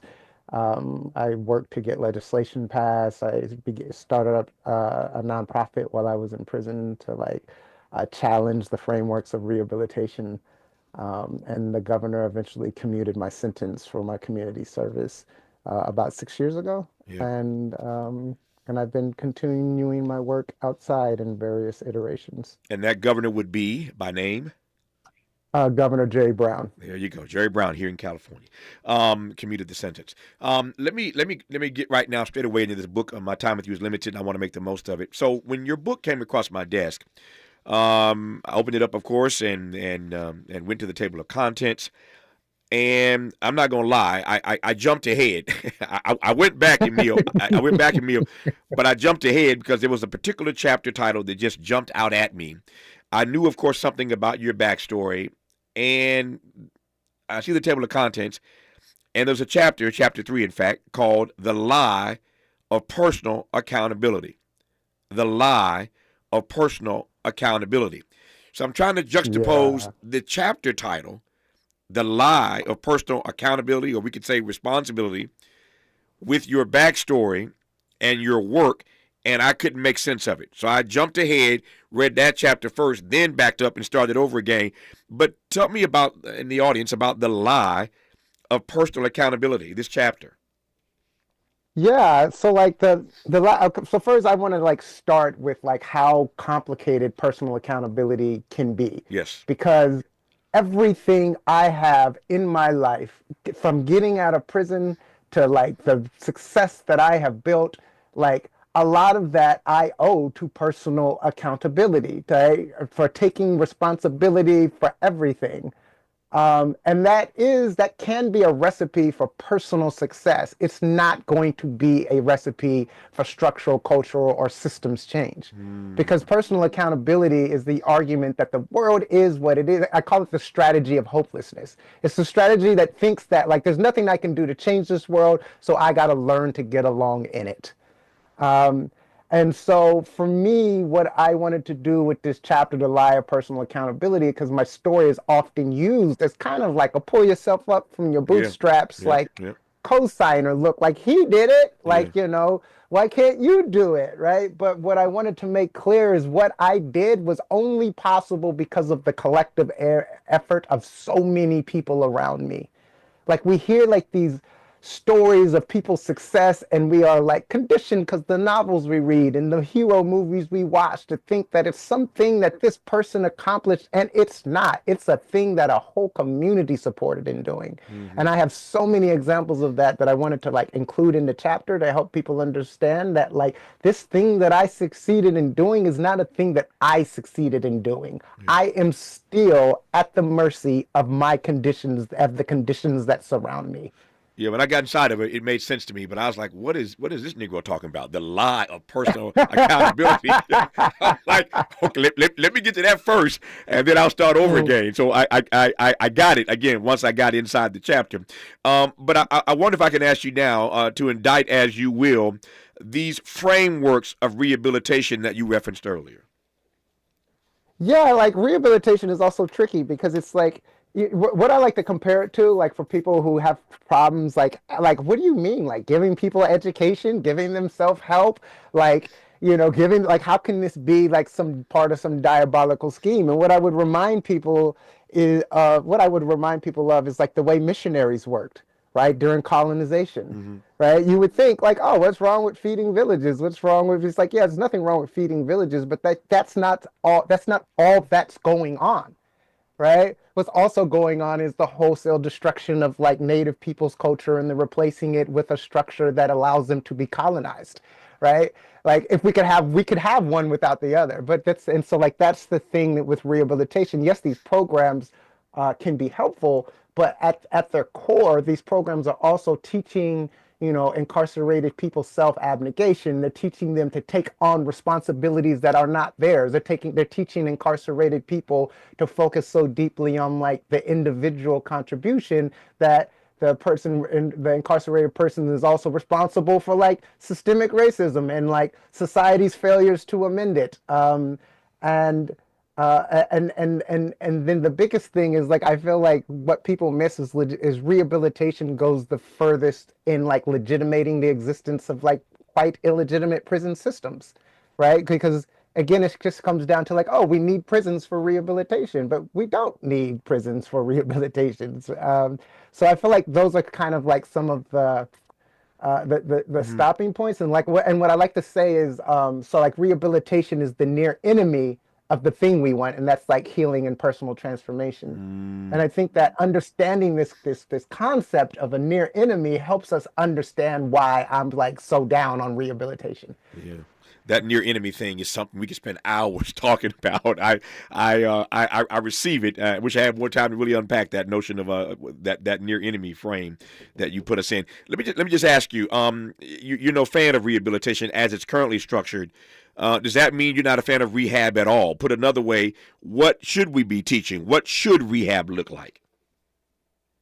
I mean, rehab should look like a focus on power and redistribution. Mm-hmm. Like when I think about, when I was a kid out on the streets, like committing crimes and doing things that I shouldn't be doing, when I really look at it, what I can see is that all like these instances of like violence, these instances of like, just call it rebellion, are essentially instances of powerlessness and me like lashing out because like I'm a child and don't quite understand what's going on with myself, lashing out to feel power, to like exercise power in a world that has for a very long time like suppressed my power. And so I think that rehabilitation and like all programs that are about healing, if you have to address the roots of the thing that was like hurt, right? And that is often about in this world, in this system where white supremacy is like predominant in the United States, it's about power. So like, yes, we need to, so rehabilitation should look like delivering power back to the people who has been taken from and giving them the support and like training and capacity to use that power responsibly, and then support the use of that power for these men and women to build new lives for themselves. In a very abstract way, that's what rehabilitation should be. And in the particulars, it could look like 1,000 different things, but those principles need to govern it. If you tuned in late in this hour, you missed a conversation in the first half hour with Professor Jens Ludwig out of University of Chicago, who has a new book out called Unforgiving Places, The Unexpected Origins of American Gun Violence. We just talked to him for an hour, half hour, an amazing conversation with him in advance of talking to Emile DeWeaver, our guest right now. And I'm still marinating on a passage from his text, that is to say, Professor Ludwig, quoting one Chicago prison guard who told a group of young people who were locked up for gun violence, and I quote, "If I could give you all 10 minutes of your life back, most of you wouldn't be here. If I could give you all 10 minutes of your life back, most of you would not be here." I thought about that when Emile was talking about his running around as a kid doing things he shouldn't be doing. If we could just give these kids those few moments back, most of them would not be in these spaces that Emile DeWeaver writes about in his new book, Ghost in the Criminal Justice Machine, Reform, White Supremacy, and an Abolitionist Future. We'll talk about that latter part, the Abolitionist Future, when we come forward with Emile DeWeaver on Tavis Smiley. From the Merck Park with love, this is Tavis Smiley. We asked seniors how to prevent Medicare scams. My best advice, if you get a phone call, do not talk to the person. These people are well trained. Don't talk to them. They don't know me. They're just trying to scam me. Don't be fooled. Hang up. Just hang up. Never give out your Medicare number. They're going to get your number to put in a false claim. If I get a call from someone, I don't pick up the phone. And should I pick up the phone and they ask for information, then I hang up. How do you detect Medicare fraud? Just like I check my credit card statements, I check my Medicare statements monthly. Scammers can get a hold of your number, order medical devices through your account, and you're not even going to know about it if you don't look at your statement. Check your statement every month. If you get your statement and you see something that you know you did not have done, you report it. Call your senior Medicare Patrol. To report Medicare fraud, call the Senior Medicare Patrol at 855-613-7080. If you missed our KBLA Talk 1580 Town Hall, the Altadena Eden Fire, 100 Days and Counting, you missed an evening of reverence, reflection, and reality. You gotta live in the reality because this is it. Every day, you wake up, is this my life? Don't stay in denial because yes, it is. Don't stay in bargaining where you're praying for a miracle and if it wouldn't have happened, then this is what I would have done. It did. Our panel participants kept it real. really real. I think, number one, it's amazing to me how we ignore systemic racism in our community, and as a people, we've apologized for so much, but when will we stop apologizing for what we have paid for? Because the truth of the matter is we paid for this. You can always count on KBLA Talk 1580 to give it to you straight, no chaser. When you love folk, you tell them the truth. Seeking the truth, speaking the truth. We're KBLA Talk 1580, and we don't black down. Lena Bloom for the Bail Project. Imagine you're stuck in a jail cell and you can't afford bail, and someone offers you a way out. Just plead guilty, and you can go home and kiss your kids goodnight. What do? What thousands have. You plead guilty whether you are or not. Cash bail makes poverty a crime. That's why the Bail Project helps those who can't afford it while fighting to end cash bail, because freedom should be free. Brought to you by the Ad Council. Well, these polymers aren't as flexible as batch K3. Researcher Laurie is stretched thin. Did you get the vulcanization analytics from V66? Oh, wait, are these rubber scores from last week? She needs to hire new lab technicians so she can bounce back into her old self. I need Indeed. Indeed you do. Our matching platform lets you spend less time searching and more time connecting with candidates. Redeem your $75 credit at Indeed.com/credit. Terms and conditions apply. Made fresh daily in Leimert Park, Los Angeles, California. You're listening to Tavis Smiley. Tavis Smiley, an award-winning activist, Emile DeWeaver. His new book is called Ghost in the Criminal Justice Machine, Reform, White Supremacy, and an Abolitionist Future. He mentioned that near enemy a moment ago in this conversation, and I must tell you that the first chapter in this book is worth the book, just the first chapter. It's called Rehabilitation, the Near Enemy of Personal Transformation. Rehabilitation, the near enemy of personal transformation. Again, the first chapter alone is worth getting the book and reading it. For those who may have just tuned in late, just top line what you mean by that again, Emile DeWeaver. Yeah, so a near enemy is a thing that looks like what you want, but it actually undermines it. It's a Buddhist concept, and they use it for like emotions, like the near enemy, like the far enemy of hate is love, right? Mm-hmm. And so it's like that's easy to see. But like the near enemy of love would be like obsession. Like it could look like love, but it actually undermines everything that like love needs, right? Mm-hmm. Like the near enemy of empathy could be sympathy, because like empathy is about identification, and like pity is more about like, oh, poor that person who's so different from me and beneath me, right? Those are near enemies. And we could translate that into like social phenomena, like the near enemy of accountability is cancel culture, right? We think that we might think that cancel culture brings about accountability, but it actually undermines it. And so when you're thinking about rehabilitation, what it proposes to do, which like give people like redemption and give people a new lease on life, right? Like personal transformation, it's like that's what it might seem to do. But it actually undermines all of the things necessary for personal transformation to be effective and sustainable. So that's what I mean by a near enemy. It's a powerful first chapter. The entire book is worth your reading. Again, it's called Ghost in the Criminal Justice Machine, Reform, White Supremacy, and an Abolitionist Future. When we come forward in my remaining moments with Emile DeWeaver, I'll let him loose to talk about his vision of abolition. You're listening to Emile DeWeaver, and I'm glad about it on Tavis Smiley. Helping to stretch your moral and political imagination. This is Tavis Smiley. If you're like me, 60 and retired, making ends meet, especially here at the supermarket and drugstore, is tough. I'm so blessed to have found benefitscheckup.org. It's a free and confidential website from the National Council on Aging that connected me to $1,200 a year in programs that help pay for food, medicine, utilities, and more. Maybe it can help you. benefitscheckup.org.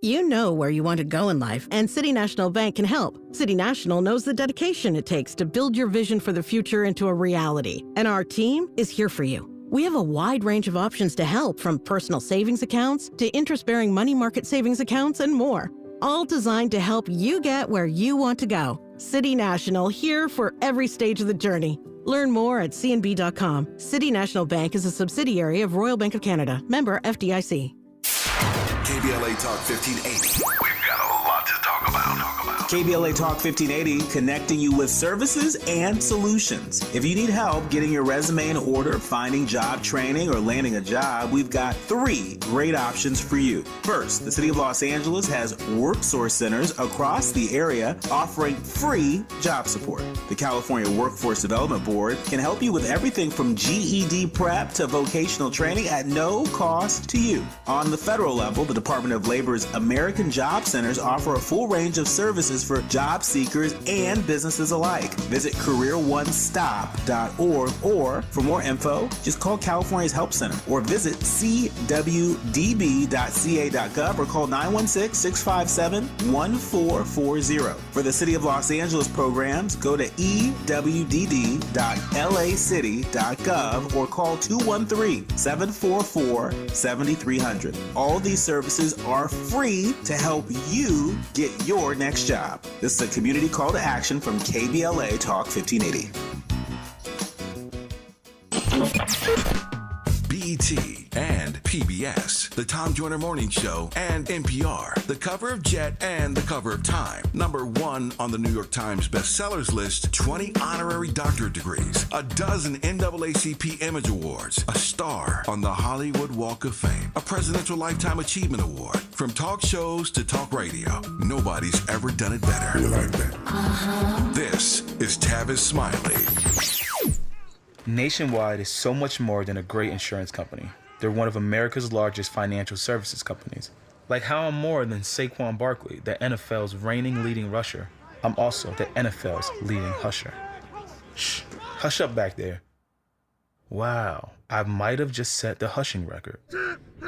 Well, almost. For your insurance and financial needs, Nationwide is on your side.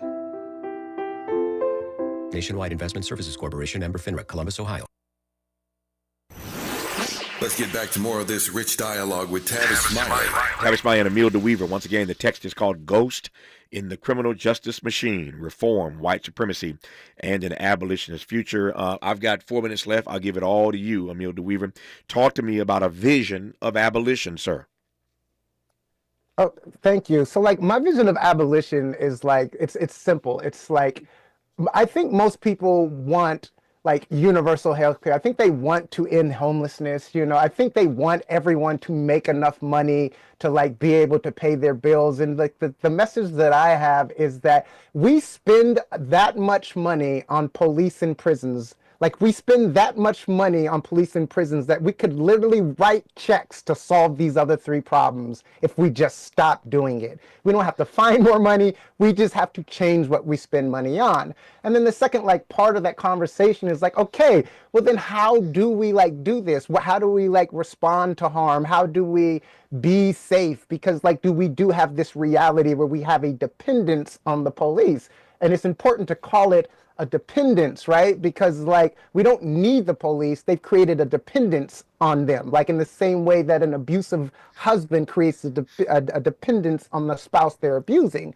Now, we wouldn't say that spouse needs that abusive husband. We'd be like, we need to find a way out. And that's what like abolitionists are saying. We need to find a way out. And it's very important as we're finding a way out, not to be so obsessed with this idea of like, we need a full plan if we're going to take this risk, which is why I wrote this book. Because my book, my life is the perfect example of how to do something you don't know how to do. I was 19 years old and I was like, I'm going to write my way out of prison. Like I said, I was a junior high school dropout talking about I'm going to write my way out of prison. I had no idea. I didn't have the imagination to understand how I was going to do that, but I did it. And there are a lot of lessons I learned doing it. And that's what I want to share in these conversations about how we do hard things, about like ending white supremacy or like abolishing the prison industrial complex. Like these are hard and tractable things, and there are ways to do it. And I want to share the things that I have learned in doing what felt impossible at the time, writing my way out of prison, and the lessons that gave me, the concepts that taught me, like radical orientation, that I talk about in the book, and how these things can produce the world we want to live in. If there are no police, if there is no law enforcement, who or how do we enforce the rule of law in our society? I think that's an unfair question to ask one person. Okay. like I could give you answers, but my answers don't mean shit, right? What we have to do is agree on some frameworks about what we want and then get together and collectively come up with the decisions. Because I feel like for me to give an answer is to fall into a near enemy of an answer. Like we've been given our individual answers for a very long time and they have not been getting us anywhere, right? But what we can do is collectively come together and come up with solutions, which may not feel super satisfying to listeners. Like I want to hear something clear, and like I understand that, but like one of the things that one of the things that I talk about in like how I wrote my way out of prison, which like even I thought that was impossible, was like, it's not about knowing how to do the thing. It's about wanting to do the thing and holding yourself accountable to doing nothing but things that take you closer to it, right? So it's like, okay, that's a legitimate question. Like, how do we stay safe if we do not like have police? It's like, that's a question. Like we put a man on the moon. I'm sure we can put a solution to that answer on the table, right? And like I have a chapter in the book that is my vision of abolition, and instead of police, there are these peacekeepers who could just like come up in a different culture. They come up in a different world, because this is visionary. This is an act of visionary fiction I'm writing in this chapter about abolition, and they are the people who keep the peace. But they less keep the peace so much as they work with the people who are already bought into the same system, into the same culture that they are a part of, who also keep themselves accountable, who also go willingly to them to face accountability for the things that they have done, because this is something basic and fundamental that they learned in elementary school. I am out of time, but to read more about his response, his collective response to how we can answer the question that I posed, get the book. It's called Ghost in the Criminal Justice Machine: Reform, White Supremacy, and an Abolitionist Future. I thank you for your time and for the work and the witness, Emile DeWeaver. Good to have you on this program, sir. All right, man. Thanks for having me, and God bless. My great honor. More of Tavis Smiley when we come forward. KBLA 1580 Santa Monica.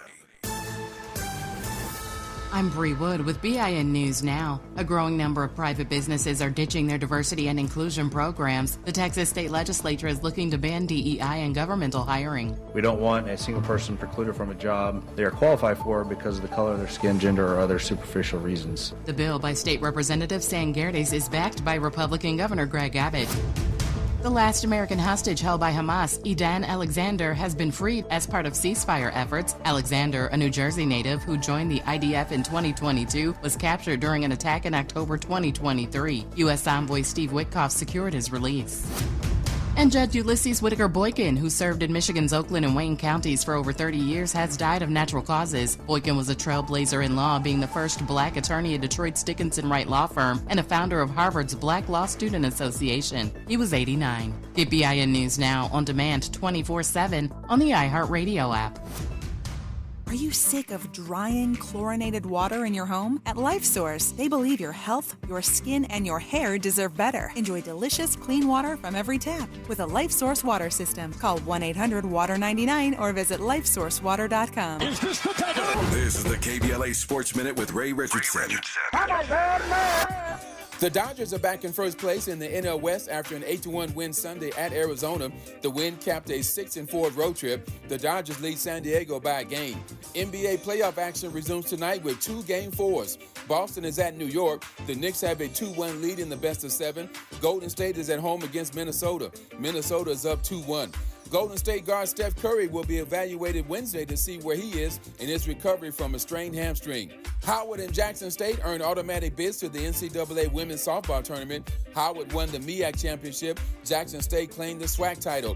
Both HBCU teams will be number 4 seeds in their regional. Cleveland Browns head coach Kevin Stefanski said Shedeur Sanders did nice work during the team's minicamp for rookies. The camp ended Sunday.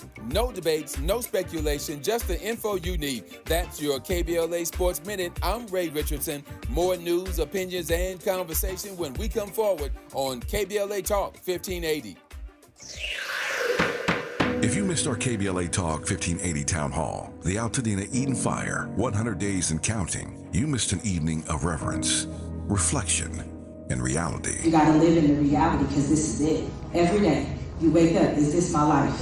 Don't stay in denial because yes it is. Don't stay in bargaining where you're praying for a miracle and if it wouldn't have happened, then this is what I would have done. It did. Our panel participants kept it real.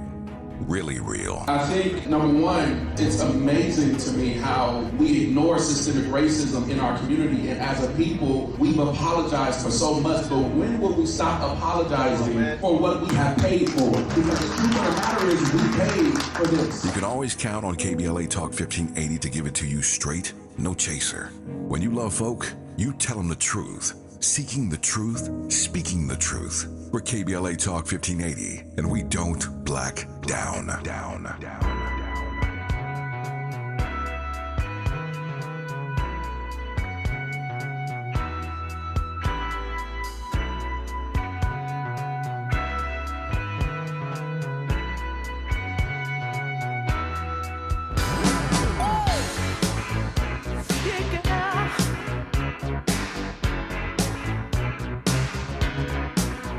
Said a small boy once asked, when will I grow up?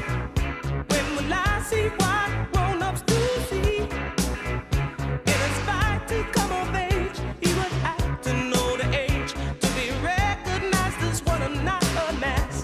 And Mama used to say, take your time, young man. And Mama used to say, don't you rush to get old. And Mama used to say, take it in your stride.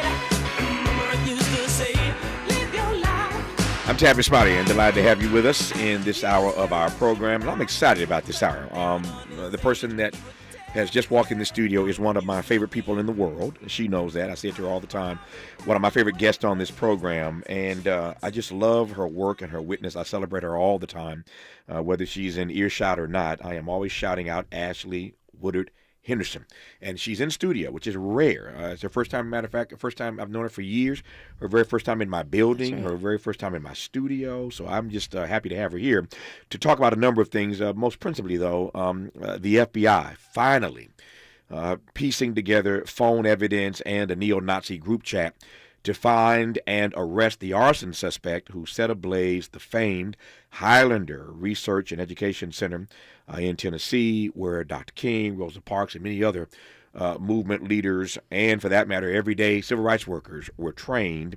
Ashley was the longtime co-director at the Highlander Center, and I am delighted, as I said a moment ago, to welcome her into this studio. For starters, I just love you, and there ain't nothing you can do about it. I love you too. It's such an honor to be in such a sacred space. No, I'm glad to have you here. I'm glad to have you on the West Coast for a few days, and thank you for making time to come in the studio. Absolutely. So let me just jump right in. I want to make the most of the hour that we have. There's a lot to cover with you, obviously, but I want to start with the Highlander Center. I ask you this question all the time. It's more important now in this conversation than any other conversation for people to get an understanding of what they were trying to burn down, what they were trying to destroy. And what they were trying to burn down, what they were trying to destroy is what? Yeah, I mean, I think it's spiritual warfare. Yeah. They were trying to break the spirit of people of goodwill who were trying to bend the moral arc of the universe towards justice, and they miserably failed.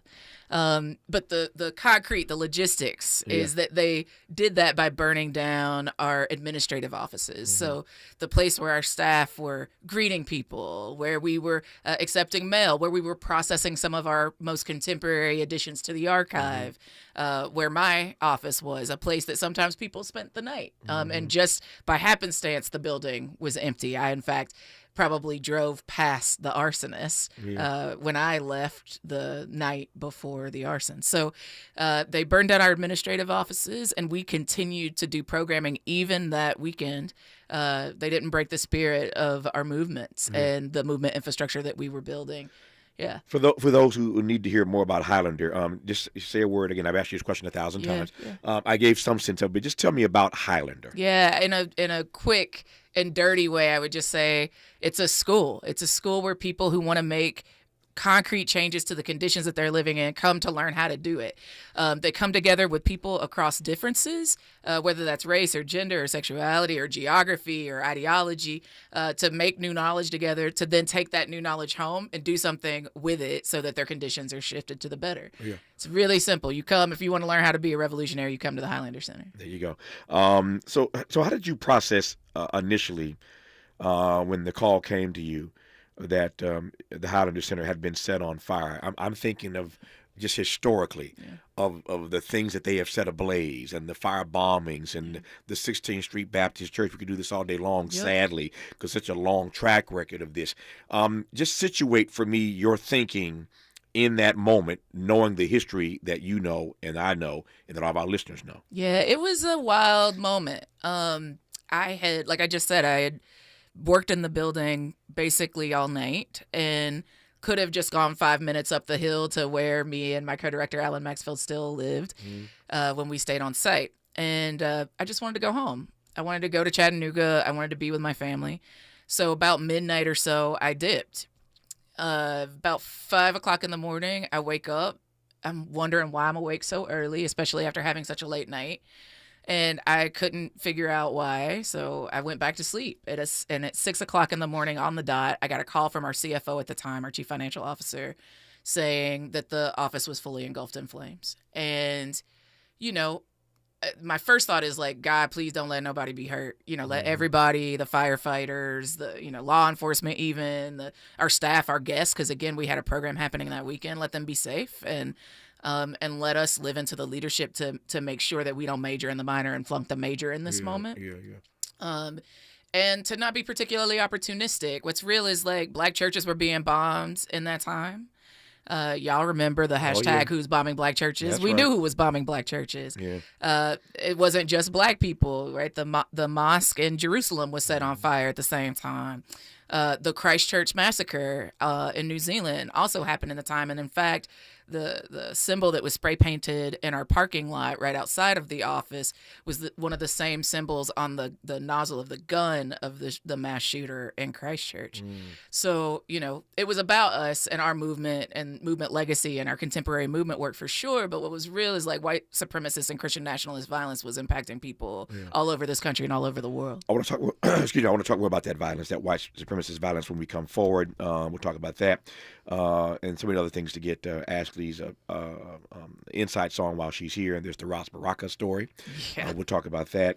You mentioned Chattanooga, your home, and Chattanooga is the site, as I recall, where these Memphis police officers were recently acquitted. It was definitely a Chattanooga, like Hamilton County jury. There you go. We'll talk about that part. A great deal to talk about. I'm glad she's in the studio. Ashley Woodard Henderson is our guest for the rest of the hour, and I'm glad about it. You're listening to Tavis Smiley.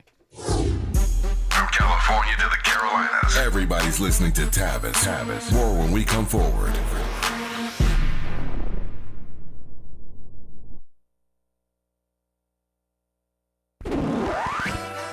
You really about to do it? 40 acres and a mule. This is bigger than the music. You really about to do it? Yeah, they tried to rig the game, but you can't fake influence. Who among us doesn't like black music? But Kendrick is right. This moment is so much bigger than music. These are serious times. We've got serious problems, and we need serious people who understand that slogans are not solutions. When you want substantial and sober analysis about things that matter to you and the ones you love, this is where you turn. We're KBLA Talk 1580, and we've got your black. Make a move into a home of your own. With City National Bank's Ladder Up Home Loan Grant, you could receive up to $20,000 that you never need to pay back. Use it toward your down payment, save on closing costs, or to buy down your mortgage rate. Find out more at cnb.com/ladderuphome. City National, here for every stage of the journey. Property must be in a qualifying market in California, New York, or New Jersey. Additional terms and conditions apply. Not all applicants will qualify. Terms are subject to change without notice. City National Bank is an equal housing lender. Member FDIC. NMLS number 536994. Attorney advertising. Prior results do not guarantee future outcomes. Founded in Los Angeles in 1986, litigation powerhouse Quinn Emanuel has deep roots in the Los Angeles community. Since 2007, we have litigated some of the largest fires on the West Coast. We are proud to be the only AmLaw 100 firm in the country to represent wildfire victims, giving affected individuals, families, and businesses the same focus and individualized attention we devote to our Fortune 500 clients. BTI Consulting has repeatedly recognized Quinn Emanuel as among the 4 law firms in-house counsel least like to oppose in any litigation, and we are often deemed the most feared. And after securing over $80 billion for our clients in various matters firm-wide, we understand why. If you have been affected by the recent wildfires in Altadena and the Palisades and would like to discuss your situation further, please contact wildfire support at quinemanuel.com or call us at 213-443-3050. Quinn Emanuel is proud to sponsor Conversation Live Altadena Rising with James Farr on KBLA Talk 1580. Attorney advertising prior results do not guarantee future outcomes.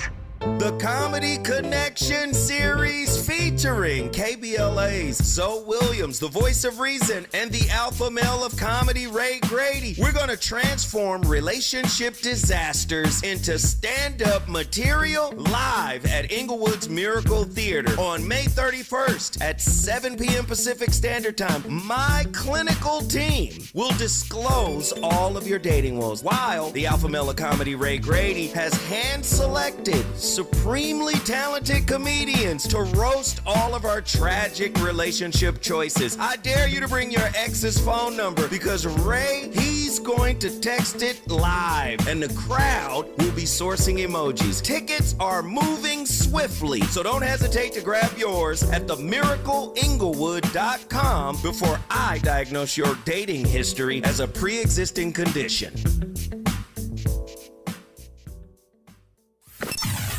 Sometimes he fails at fitting in, but we're okay with that. You're inside the Tavis Smiley Show. You are indeed with Ashley Woodard Henderson, who was just all that and then some, but she was for a long time the co-director of the Highlander Center, and we broke the news. Not broke the news. News was breaking when I was on the air a week or two ago that the FBI had finally arrested someone in this particular arson case, and I'm glad you, as you always do in your brilliance, I'm glad that you just situated for me when this happened and all that was happening around this particular time, because it wasn't just Highlander. That's right. To your point, it was not even just domestic. That's it was right. happening sort of around the world. When you look back on that moment and juxtapose that moment of white supremacy to this particular moment of white supremacy in the era of Donald Trump 2.0, what do you see? I mean, I see a bunch of things. One is that, 2019, Trump was still in his first presidency. Mm-hmm. So this idea that I think some of our folks who are grieving the mythology of an America where everybody fits, and it's a melting pot, and we love each other and sing Kumbaya. Well, that wasn't true in 2019, right? This is before George Floyd, right? This was before Kamala Harris. This was a time where Donald Trump was already testing how far he could push, and frankly, even bigger than Donald Trump, white Christian nationalists, white supremacists of all stripes were pushing how far the boundaries were around what they could get away with. And I think, there's a way that I could talk about this that would center them and romanticize the far right that I refuse to do. What I would say the lesson is for people of goodwill is that we keep us safe is not a value set, that you actually have to have a plan. Without a plan, you can't keep people safe. And frankly, without power, without governing power, without resources, without community being actually embedded with one another, we can't keep each other safe. And that's one of the biggest lessons is that we need to have a plan. The work that we're trying to do, the work that you're doing here with KBLA, we need to have a plan about how to protect and support and flank our infrastructure so that when it does get attacked, because it will get attacked, we are prepared to make sure we can sustain this infrastructure. Let me ask you a question without offending you. Yeah. Yep. But you'll take my point. I will. How are you doing this? And by doing this, I mean, how are you navigating living down south? Yeah. Particularly at a moment like this.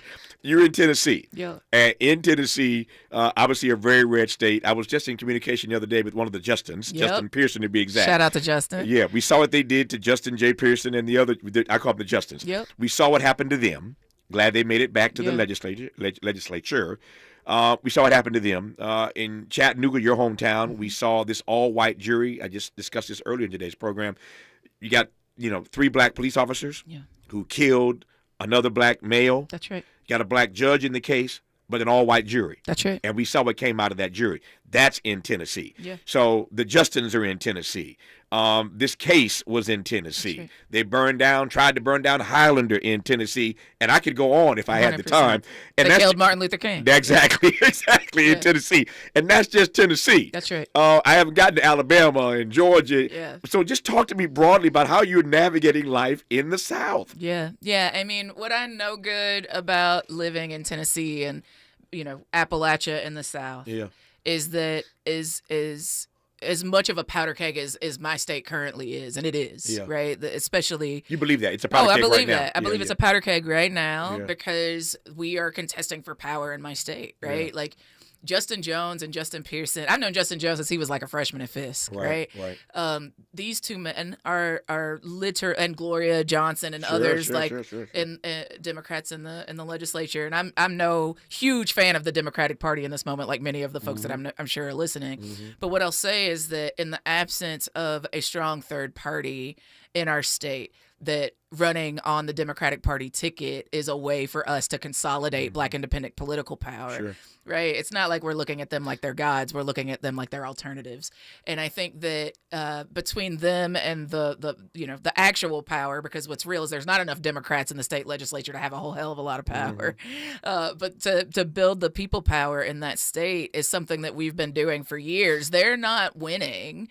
They're actually holding on to the last straws that they've got because they want to participate in minority rule over our state.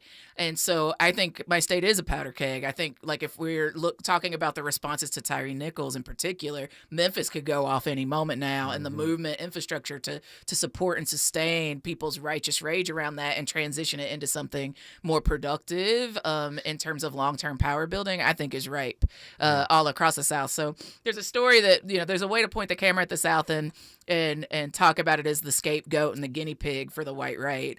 And that's not untrue, but to tell the full story is also to talk about centuries worth of resistance to it. It's why I think, as goes the South, so goes the nation isn't an opinion. It's a fundamental fact. And we've been telling people that this Trumpism stuff was coming. Hopefully now they believe us and are willing to learn from some of the lessons that we've got about fighting fascists for centuries. Let me pick up on your theme that as goes the South, goes the nation. I feel the same way about Black people. As goes 100%. Black America, goes That's the right. nation. Yeah. And I say all the time, when you make Black America better, you make all of America That's right. better. Well, that's the South, right? Yeah. If the majority of Black people live in the South, that's why. That's it. So what does, how do I want to phrase this? What does the condition or the conditions, the condition of the South or the conditions in the South, either way, right? What does that say about the state of our democracy or our democratic experiment? Yeah.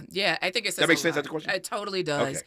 I think it says a lot. It's like, I think that folks outside of struggling communities have taken for granted that democracy is a thing we just have, not a thing that we have to actually consistently do. Right? It's a thing that it's a practice. It's not just a value. It's like safety. I don't just value democracy. I'm either doing it or I'm not. Right. And I think we've taken for granted in this country, especially in places where resources are concentrated, like the coast, like New York and California in particular, that democracy will just always be because we're America. We're the United States. When actually, as our elders and ancestors have said, freedom is a constant struggle. That's right. And if not all of us have it, then it's easy to lose. And I think that we've often scapegoated the South in ways that make it seem like, well, the federal government will always be under the control of people who value democracy. And this example of an administration that actually wants to be an authoritarian regime that wants to be a fascist regime actually doesn't care about that. So I think the lessons that we have to learn from the South is actually about how to fight to protect and defend democracy from the most grassroots level up, right? And it doesn't mean we always win, right? Tennessee is a perfect example of that. It's like we have won things through the Voting Rights Act and other things that have consistently been backlashed against us with white supremacist violence and the taking over of the political state. But that's the question isn't to me a strategic one about the lack of strategy by Black people and working class people in the South. It's actually about whether or not we're going to resource and amplify it enough to build the kind of concentrated power to defeat the white right. Let me take your phrase, taking over the political state, in a different direction. So Charles Blow, who no longer writes for the New York Times, but basically did a treatise, and I'm just top lining. His treatise was that Black folk need to come back South. Yeah. And if we came back south and increased the numbers of black folk who are already there, we could, in fact, take over states politically. 100%. We could run, literally run Absolutely. Mississippi, Alabama, Georgia, run the list, Louisiana, there are a bunch of them. If we all came back down south, we really could run these states in mass. So Charles came on the program when he advanced that notion, and we had a back and forth about it. But since you're in the South, what is your read of? And again, as I see the data, black people slowly are moving back down south. That's anyway. Right. Certainly as they get older, it's happening anyway. Right. It ain't happening because Charles Blow said it. Let's do it. With all due respect to Charles Blow, but it's happening anyway. Right. But just imagine for me what black power, black political power might look like in a block setting, if you will. Yeah, am I absolutely making sense? If we had a block of black power because we all moved back down south, or more of us did, what would that look like? What would that mean in this country? What can we do? I'll start with saying Jesus be a strategy, because just a tactical intervention by itself does not necessarily build black power, which is what I've said consistently to Brother Blow. And I don't think, I think if we looked at places like Durham, North Carolina, and Atlanta, Georgia, I would say half of Oakland's already there. Yeah. And so just coming actually hasn't shifted the political conditions. In fact, if anything, it's made sometimes more difficult the ability of working class black people from the South to stay where they're from. So again, I don't think it's an obstacle that can't be overcome, but I think without a strategy, it's just a tactic. Right. But I also think there are other experiments where people have done just that. I think Mississippi is a perfect example where, folks like the Lumumbas came from Detroit and said the Republic of New Africa said we are going to build in the Black Belt South. We're going to, build political power. They did, right? Chokwe Lumumba becomes the first black nationalist mayor of Jackson, Mississippi that I've ever seen in my lifetime. And does incredible work while he's there. He dies, unfortunately, way too prematurely. His son gets elected as the next mayor. And what happens? The state comes after him, right? Very literally, the remages of COINTELPRO that still exist in the Hoover Building in D.C. comes and investigates Antar Lumumba for things that very likely he did not do, right? Why do I think very likely he did not do? Because they did the same thing to Andrew Gillum in Florida. They made the same kind of arguments that Andrew was worthy of this investigation and had, basically been malfeasant, and then did not as publicly say that they found out they were wrong, right? Same thing just happened to Antar. So, and they've come after other folks like Marilyn Mosby and other black folks that are trying to build independent political power. So I think that we've seen what it looks like when people come down south. We have examples of that, Freedom Summer and other things, where folks from other places in the Great Migration come back home and try to build black independent political power. But again, it's like the idea that will happen without a consequence is naive. Yeah. So without a strategy that thinks about before, during, and after the intervention and how to sustain that work, in the face of real political and community violence, is, I think, naive and premature. People power for you is more than just a phrase. I said to somebody the other day, slogans are not solutions, right? That's right. Slogans are not solutions. So people power for you is more than just a tactic. As you put it, it is a strategy.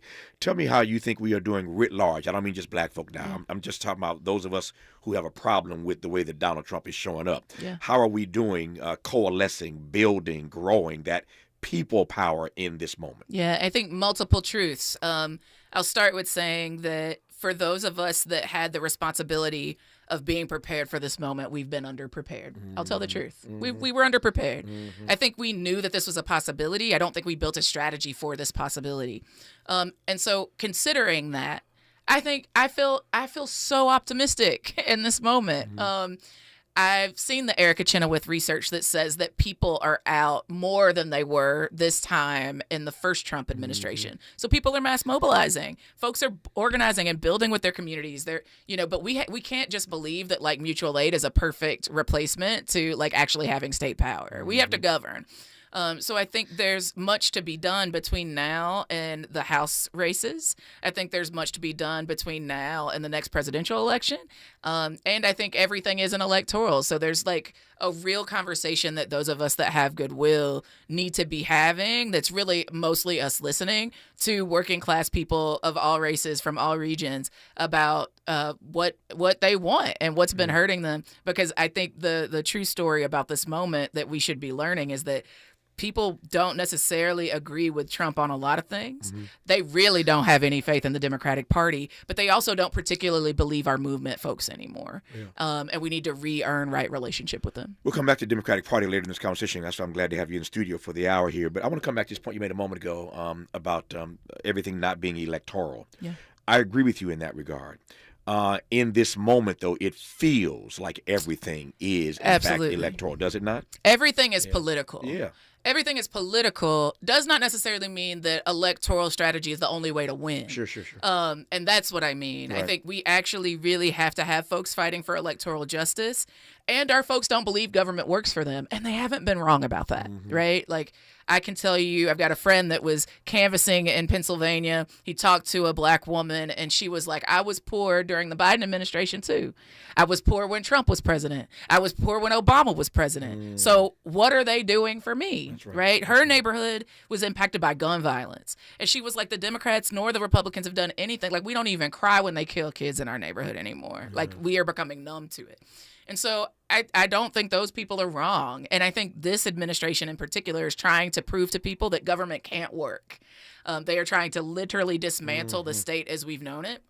And that's why we actually have to be politically engaged. But we also have to earn the trust of these people to engage in that and not just tell them that this is going to be the most important elections of their lives, even though that's true. That is true. But we need more than just a vision in this season. Our people are saying they want us to show and not tell them that their conditions are going to be different. And I want to earn that. I say all the time, folk would rather see a sermon than hear a sermon. That's it. They'd rather see one than hear one. So I'm simpatico with Ashley Woodard Henderson in that regard. I'm delighted to have her in studio for the rest of this hour. More with her when we come forward on Tavis Smiley. This is getting good. Yeah, man. Tavis Smiley continues when we come forward.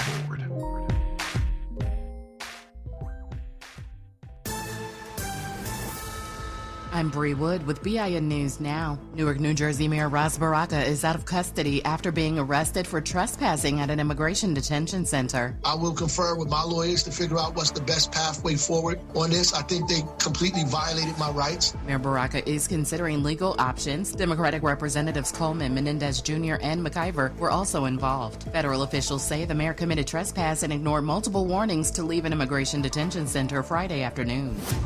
The U.S. will ban livestock entry at the southern border to prevent the spread of the New World screwworm detected 700 miles away in Mexico. The Department of Agriculture announced that on Sunday. And the NBA postseason continues with the Thunder tying their series 2-2 against the Nuggets after a 92-87 win. The Pacers lead 3-1 over the Cavaliers following a 129-109 victory, and the Pacers now lead the series 3-1. Get BIN News Now on demand 24/7 on the iHeartRadio app. Are you sick of drying chlorinated water in your home? At LifeSource, they believe your health, your skin, and your hair deserve better. Enjoy delicious, clean water from every tap with a LifeSource water system. Call 1-800-WATER-99 or visit lifesourcewater.com. This is the KBLA Sports Minute with Ray Richardson. The Dodgers are back in first place in the NL West after an 8-1 win Sunday at Arizona. The win capped a 6-4 road trip. The Dodgers lead San Diego by a game. NBA playoff action resumes tonight with 2 Game 4s. Boston is at New York. The Knicks have a 2-1 lead in the best of 7. Golden State is at home against Minnesota. Minnesota is up 2-1. Golden State guard Steph Curry will be evaluated Wednesday to see where he is in his recovery from a strained hamstring. Howard and Jackson State earned automatic bids to the NCAA Women's Softball Tournament. Howard won the MEAC Championship. Jackson State claimed the SWAC title. Both HBCU teams will be number 4 seeds in their regional. Cleveland Browns head coach Kevin Stefanski said Shedeur Sanders did nice work during the team's minicamp for rookies. The camp ended Sunday. No debates, no speculation, just the info you need. That's your KBLA Sports Minute. I'm Ray Richardson. More news, opinions, and conversation when we come forward on KBLA Talk 1580. We've got a lot to talk about. Hi, I'm Zoe Williams, a.k.a. the Voice of Reason, encouraging you to join me weekdays from 7 to 9 p.m. for the world's most intriguing relationship radio roundtable. Every night, I facilitate and encourage our loyal listeners to participate in the most engaging relationship discussions you'll hear anywhere. So make it a point to rendezvous with me, Zoe Williams, the voice of reason, Monday through Friday, 7 to 9 p.m. Pacific Standard Time. Trust me, your relationships will never be the same. The VOR is on fire tonight. Unapologetically progressive. KBLA Talk 1580. We've got your black.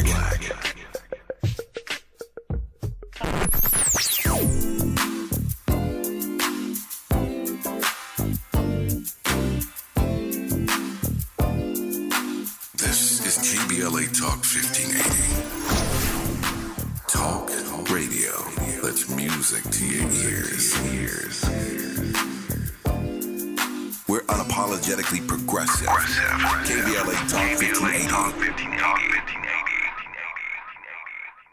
If you're ready for a new job, let Express Employment Professionals help you. Express is already hiring for summer jobs in a variety of industries. Job seekers never pay a fee at Express. Go to expresspros.com to find your location. That's expresspros.com. Paid for by government.com. Did you know? The United States Mint has issued a new Morgan silver dollar coin in proof condition for the first time. Not only that, they are also minted in 99.9% pure silver for the first time ever in history. Coin experts are calling this an amazing opportunity for anyone that knows the enduring popularity of Morgans. But you must hurry. Only 400,000 of these legal tender silver dollars were issued. These first ever Morgan silver dollars are brand new with stunning mirror-like finish, minted by the iconic San Francisco Mint. Call now and you're guaranteed a new first ever 99.9% pure silver proof Morgan dollar. To learn more, call 1-800-973-9717. If you order now, you will receive a free coin collector bonus pack, a $25 value, free with every order. Call 1-800-973-9717 now to secure your new Morgan silver dollars before they are gone. That's 1-800-973-9717. Huge news. Right now at Wendy's, you can get a Son of Baconator for just $3.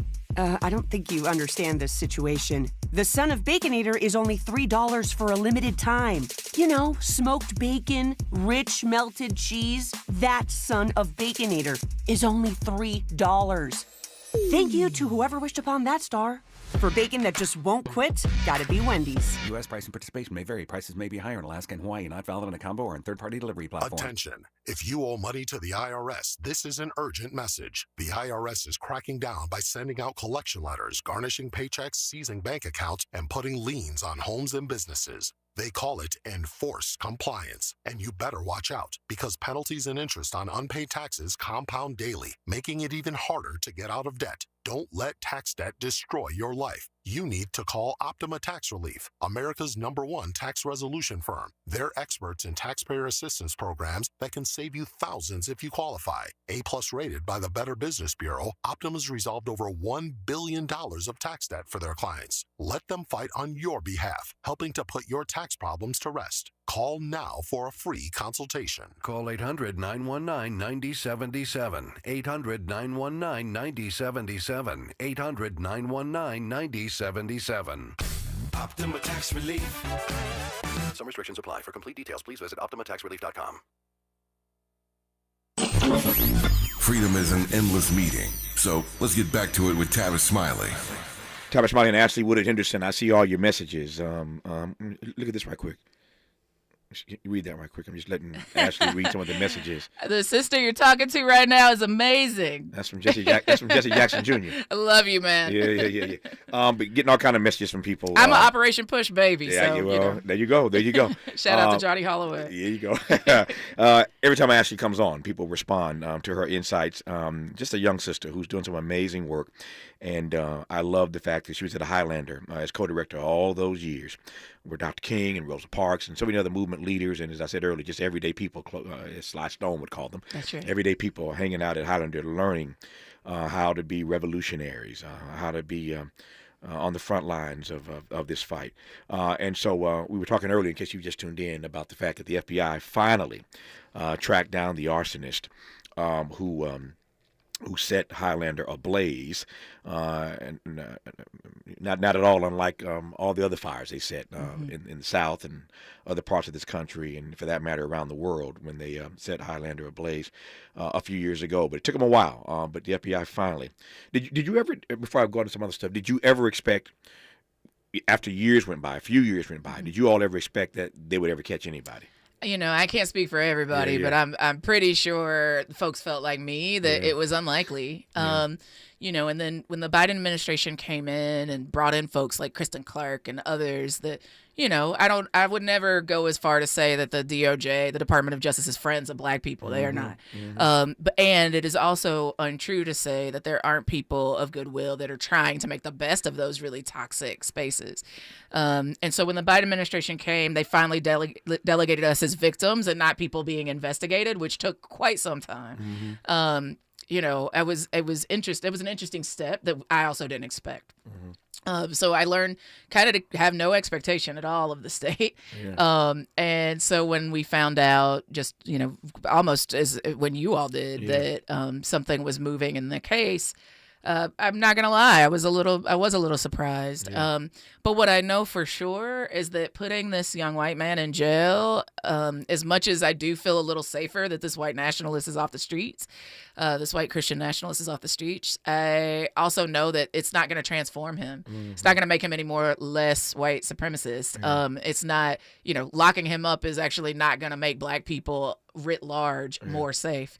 And under this administration, who knows if he'll even stay? You know what I'm saying? So he may get pardoned. You know what I'm saying? So they sent January 6ers back to, the Chattanooga area as soon as Trump got back into office. So, we'll see. I don't think he's their perfect person, but also, these folks elected a person that's been convicted of sex crimes. So I think that, I think it doesn't mean our work should stop. This isn't a sign that we're like winning in such a way that we don't have to fight white supremacy and anti-blackness anymore. In fact, I think it signals to us that we need to keep working and not expecting the state to give us false solutions. Since you went there, I want to just follow you because you made me think about this. I have not heard you say this publicly, nor do I expect to hear you say this publicly, that you forgive the arsonist. But what do you make of people? And this tends to happen down south. I saw some of this in Buffalo when at the supermarket there where they kill those black people. But what do you make of black people in the South, and particularly the judge in Texas coming off the bench to hug the white cop? What do you make of black people just jumping up without people even asking for forgiveness, publicly forgiving them for these heinous crimes? Yeah, you read my mind. I was like, the bro ain't asked for no forgiveness yet. Yeah. But what I would say is, like, I'll never I might have an opinion. But I'll never judge someone who has survived violence for how the survivor deals with it. If what a person who has been most directly impacted needs is to give grace, to feel like they deserve grace, I can sit in that discomfort. What I can say is that I think it's way less an individual choice than it is a community choice. And I think that for me, the priority for me and my community was keeping ourselves safe. It still is. The priority was making sure our people knew what the calls to action were, to take care of themselves and to fight for more power. And actually, the vast majority of the things that I felt had nothing to do with him. Right? The vast majority of what I felt was, how do I keep my people safe? How do we show up? How do we love each other? And how do we build power in this moment? So, if anything, I feel sorry for this white boy in some ways. And my priority is less about him and is more about my community. No, I get it. This is clearly not offered as an excuse for him. I'm not even sure. 100%. Yeah, not even sure it applies. My comment I'm about to make now is not an excuse for him, and I'm not even sure it applies to him. But as you were talking, my mind went to Maya Angelou, who once told me years ago that processing pain without perpetuating pain is rough business. Oh yeah, it's a full-time job. Without perpetuating it, like, don't get it twisted. I was mad. I listened to a friend of mine told me I needed to bounce out my feelings, so I'd listen to Another One Bites the Dust with a vengeance. And now that I've seen him, like, I think dude probably was like 21 and a half when it happened. And I'm like, I could spend a lot of time thinking about my individual feelings about him, or I could try to unlock the lessons of how does a person become like that in 21 and a half years? What does it mean? What did we do too to I was thinking about the data when it first happened. And what I'd learned was that white people were joining these white supremacist organizations because they felt like they didn't have a place to belong. They're having an existential crisis. And, my priority is black people, working class people, suffering people. Sure.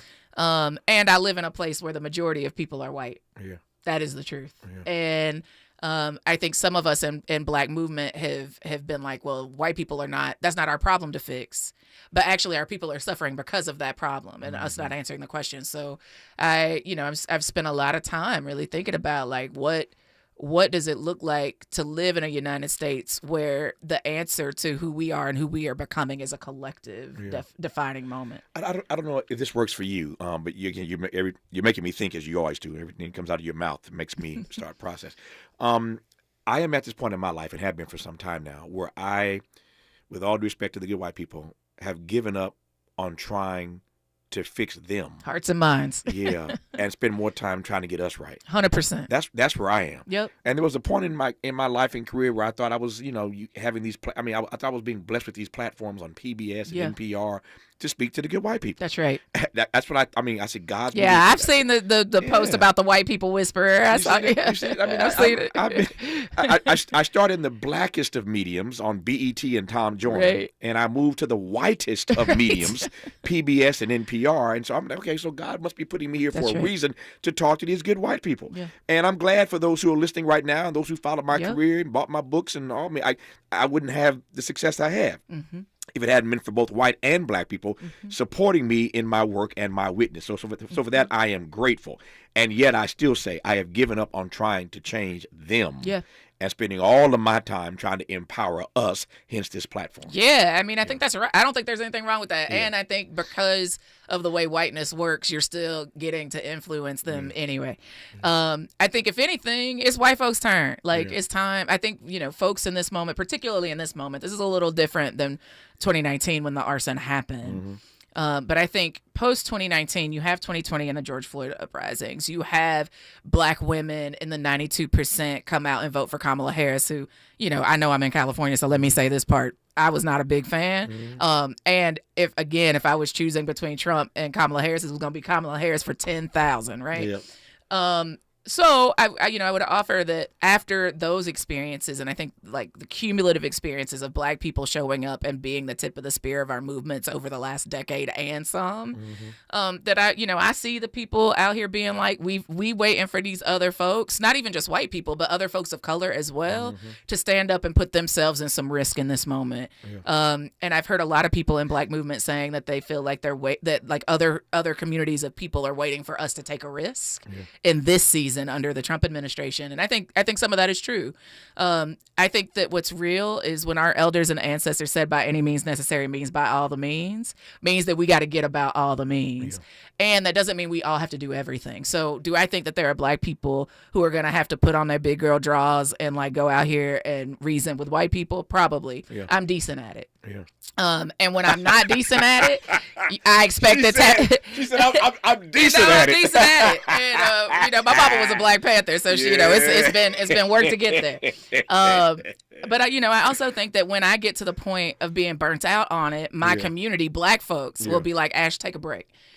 So, and I think that just little sister to big brother, I would say, you've earned your break. Yeah. Well, we still at it. Yeah. We still at it. When we come forward, speaking of being at it, she's teed this up a couple of times. I'm going to take the bait and let her give her Democratic Party critique when we come forward. I'll start with one particular Democrat. Ras Baraka got arrested. He is out. He's had something to say about it. We'll play some audio from him, and we'll talk about that as well. Delighted to be in conversation with Ashley Woodard Henderson right now on Tavis Smiley. Generous listening. Charitable listening. It's why everybody wants to talk to Tavis. The conversation continues when we come forward. Are you facing an unexpected financial emergency? You need WeFixMoney.com. WeFixMoney.com could help you get up to $3,000 fast. WeFixMoney.com is free to use, available 24/7, and has an A rating with the Better Business Bureau. Go to the name you trust, WeFixMoney.com. If you need emergency cash up to $3,000 for bills or anything else, type WeFixMoney.com directly in your browser. That's WeFixMoney.com. We ask seniors how to prevent Medicare scams. My best advice, if you get a phone call, do not talk to the person. These people are well-trained. Don't talk to them.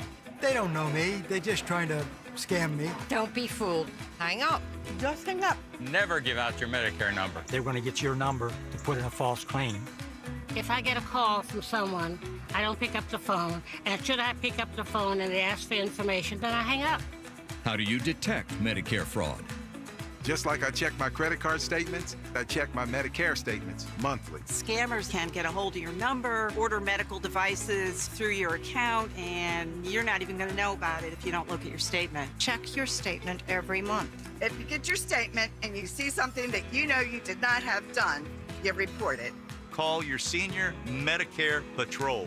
To report Medicare fraud, call the Senior Medicare Patrol at 855-613-7080.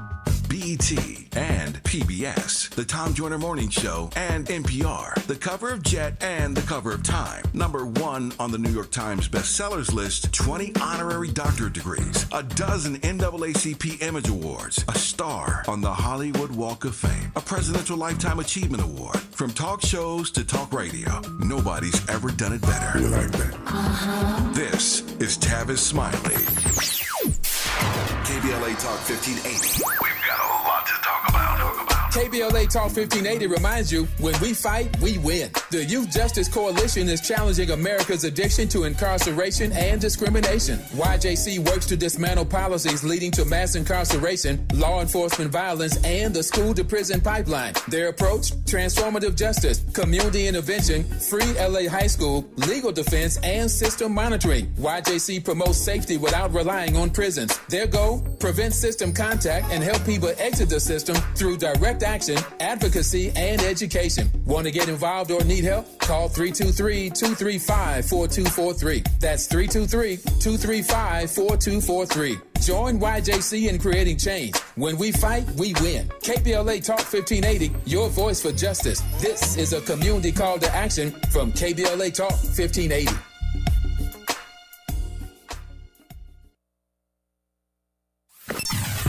Sometimes he fails at fitting in, but we're okay with that. You're inside the Tavis Smiley Show. I made reference to that text that came in a moment ago from Jesse Jackson Jr., my colleague here at my station in L.A., KBLA. He was saying how much he appreciated, hearing Ashley's voice, but he makes another point here.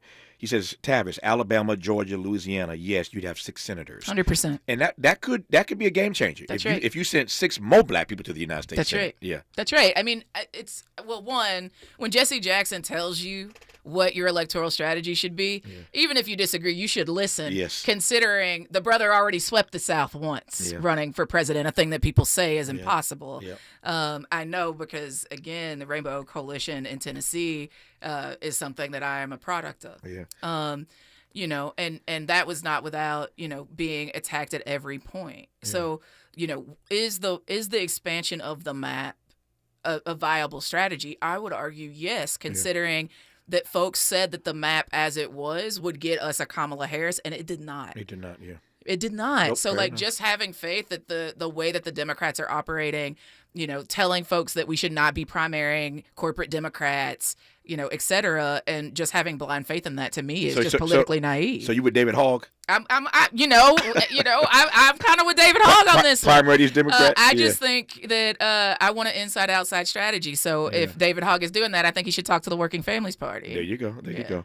And what did you make of, since you went there, what did you make of James Carville inviting us progressives to leave the Democratic Party? Listen, I mean, and go to the Working Families Party. I will argue that most of us were never ideologically in the Democratic Party in the first place. What's real is we inherited a 2-party system, and I think black people, for longer than I've been alive, the Mississippi Democratic Freedom Party, most of us have been trying to figure out how to build independent black political power despite and outside of and inside of the Democratic Party for centuries. So I think most of our folks are waiting for a political home that we don't have. We don't feel like we've been invited into yet. And I think the Working Families Party is where I'm going to put my eggs. There you go. Jesse Jackson Jr., as I say all the time, the apple didn't fall far from the tree. That's right. He is his daddy's son, and right. I ain't mad at him. All right, Miles, do this. Give me this Raleigh Roz Baraka clip, and when we come forward, we'll let Ashley respond to it. I think the publicity stunt is this idea that we should violate the court orders, violate the Constitution of the United States, that we should run roughshod over state and local laws. The reality in America is that if we're having a dispute, then we settle it in the court. I didn't go there to break any laws. I didn't break any laws. I was there as the mayor of the city, exercising my right and duty as an elected official, supporting our Congress people, preparing for a press conference that was supposed to happen there. I did not enter that place unlawfully. I did not break any laws. I don't have any regrets at all. I went down there to support my Congress people, my Congresswoman from my district, Congresswoman Blondie Watson-Coleman as well, who is like a mother to us here, and Congresswoman Menendez, who's also from our district. I went down there to support them in a press conference, and I would do it again. I have a right to go to those facilities as the mayor of the city. A fire inspector has a right to be on those facilities. And it is not federal property. It's in fact private property. GEO is privately owned. It's a private prison that these people are getting $63 million to do this work. And they have to abide by local laws. That's just a fact. I don't care what our political differences is. They still have to abide by the law.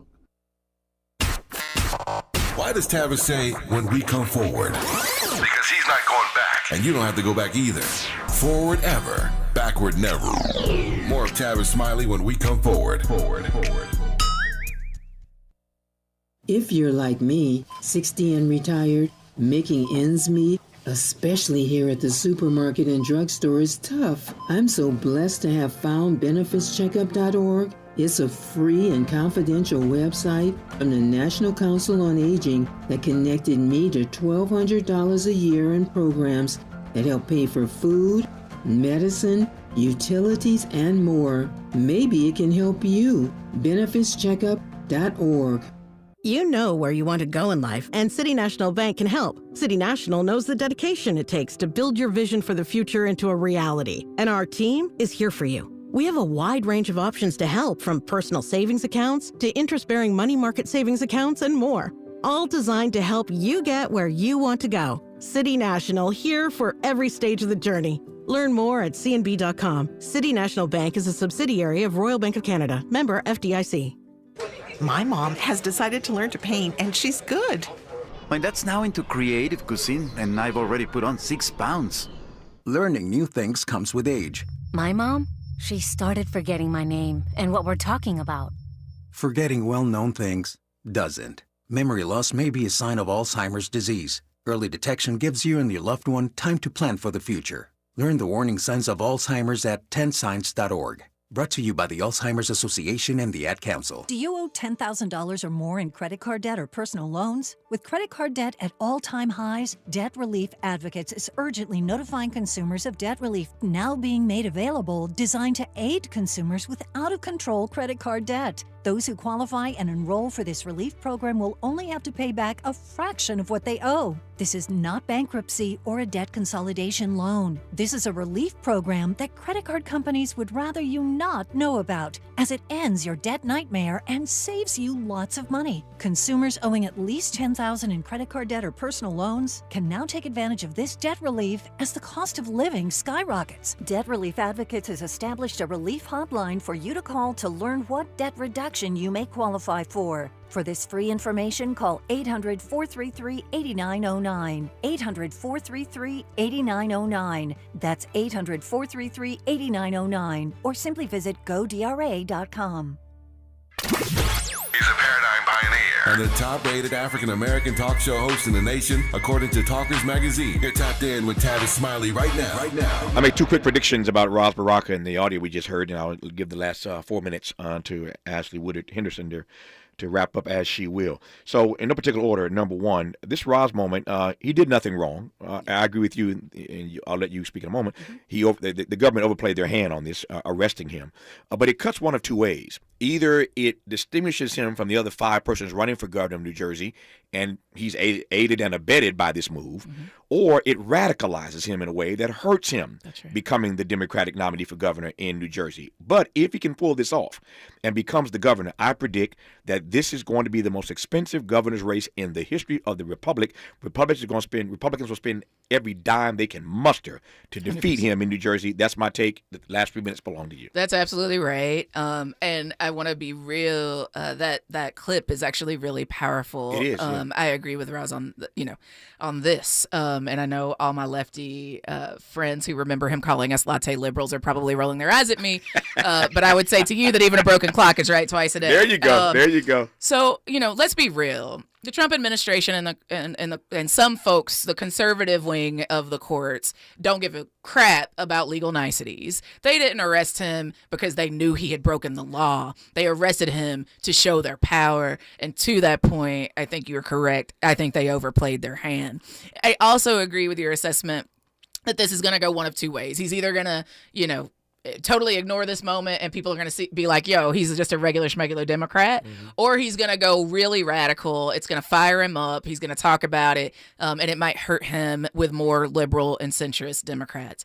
So what I would say is to my progressive friends listening in New Jersey and in New York and the other areas that can get to Jersey. The tri-state area. That if you want him to be more radical, then you got to put up votes. Mm-hmm.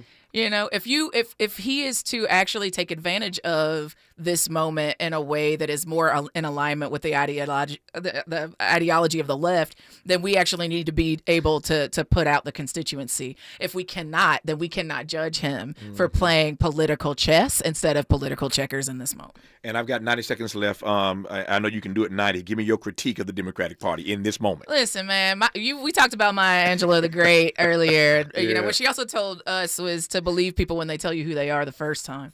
Anybody that expected a party that has never actually put up for black people without us fighting for it to get a black woman elected in 3 months is naive. And to expect that we can, in the next 12 to 18 months, change them to be radically committed to the sovereignty of the black nation is bizarre. Yeah. But what I do know is that black people and working class people deserve a party. Yeah. We deserve a party that's built for us and by us. And right now, I think the folks that are doing that with actual desire and ability to govern is the Working Families Party. And I would say, Brother Roz is an endorsed candidate of the WFP. Yeah. I'll tell you one thing. You better be glad you live in Tennessee, because if you lived in L.A., I'd put you to work as a co-host every day.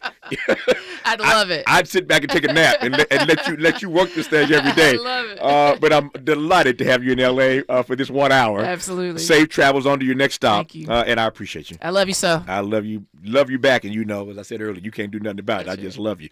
Just like that, 3 hours gone. Back here tomorrow, Lord willing, to do it all over again. Until tomorrow, thanks for tuning in to Tavis Smiley. And as always, keep the faith.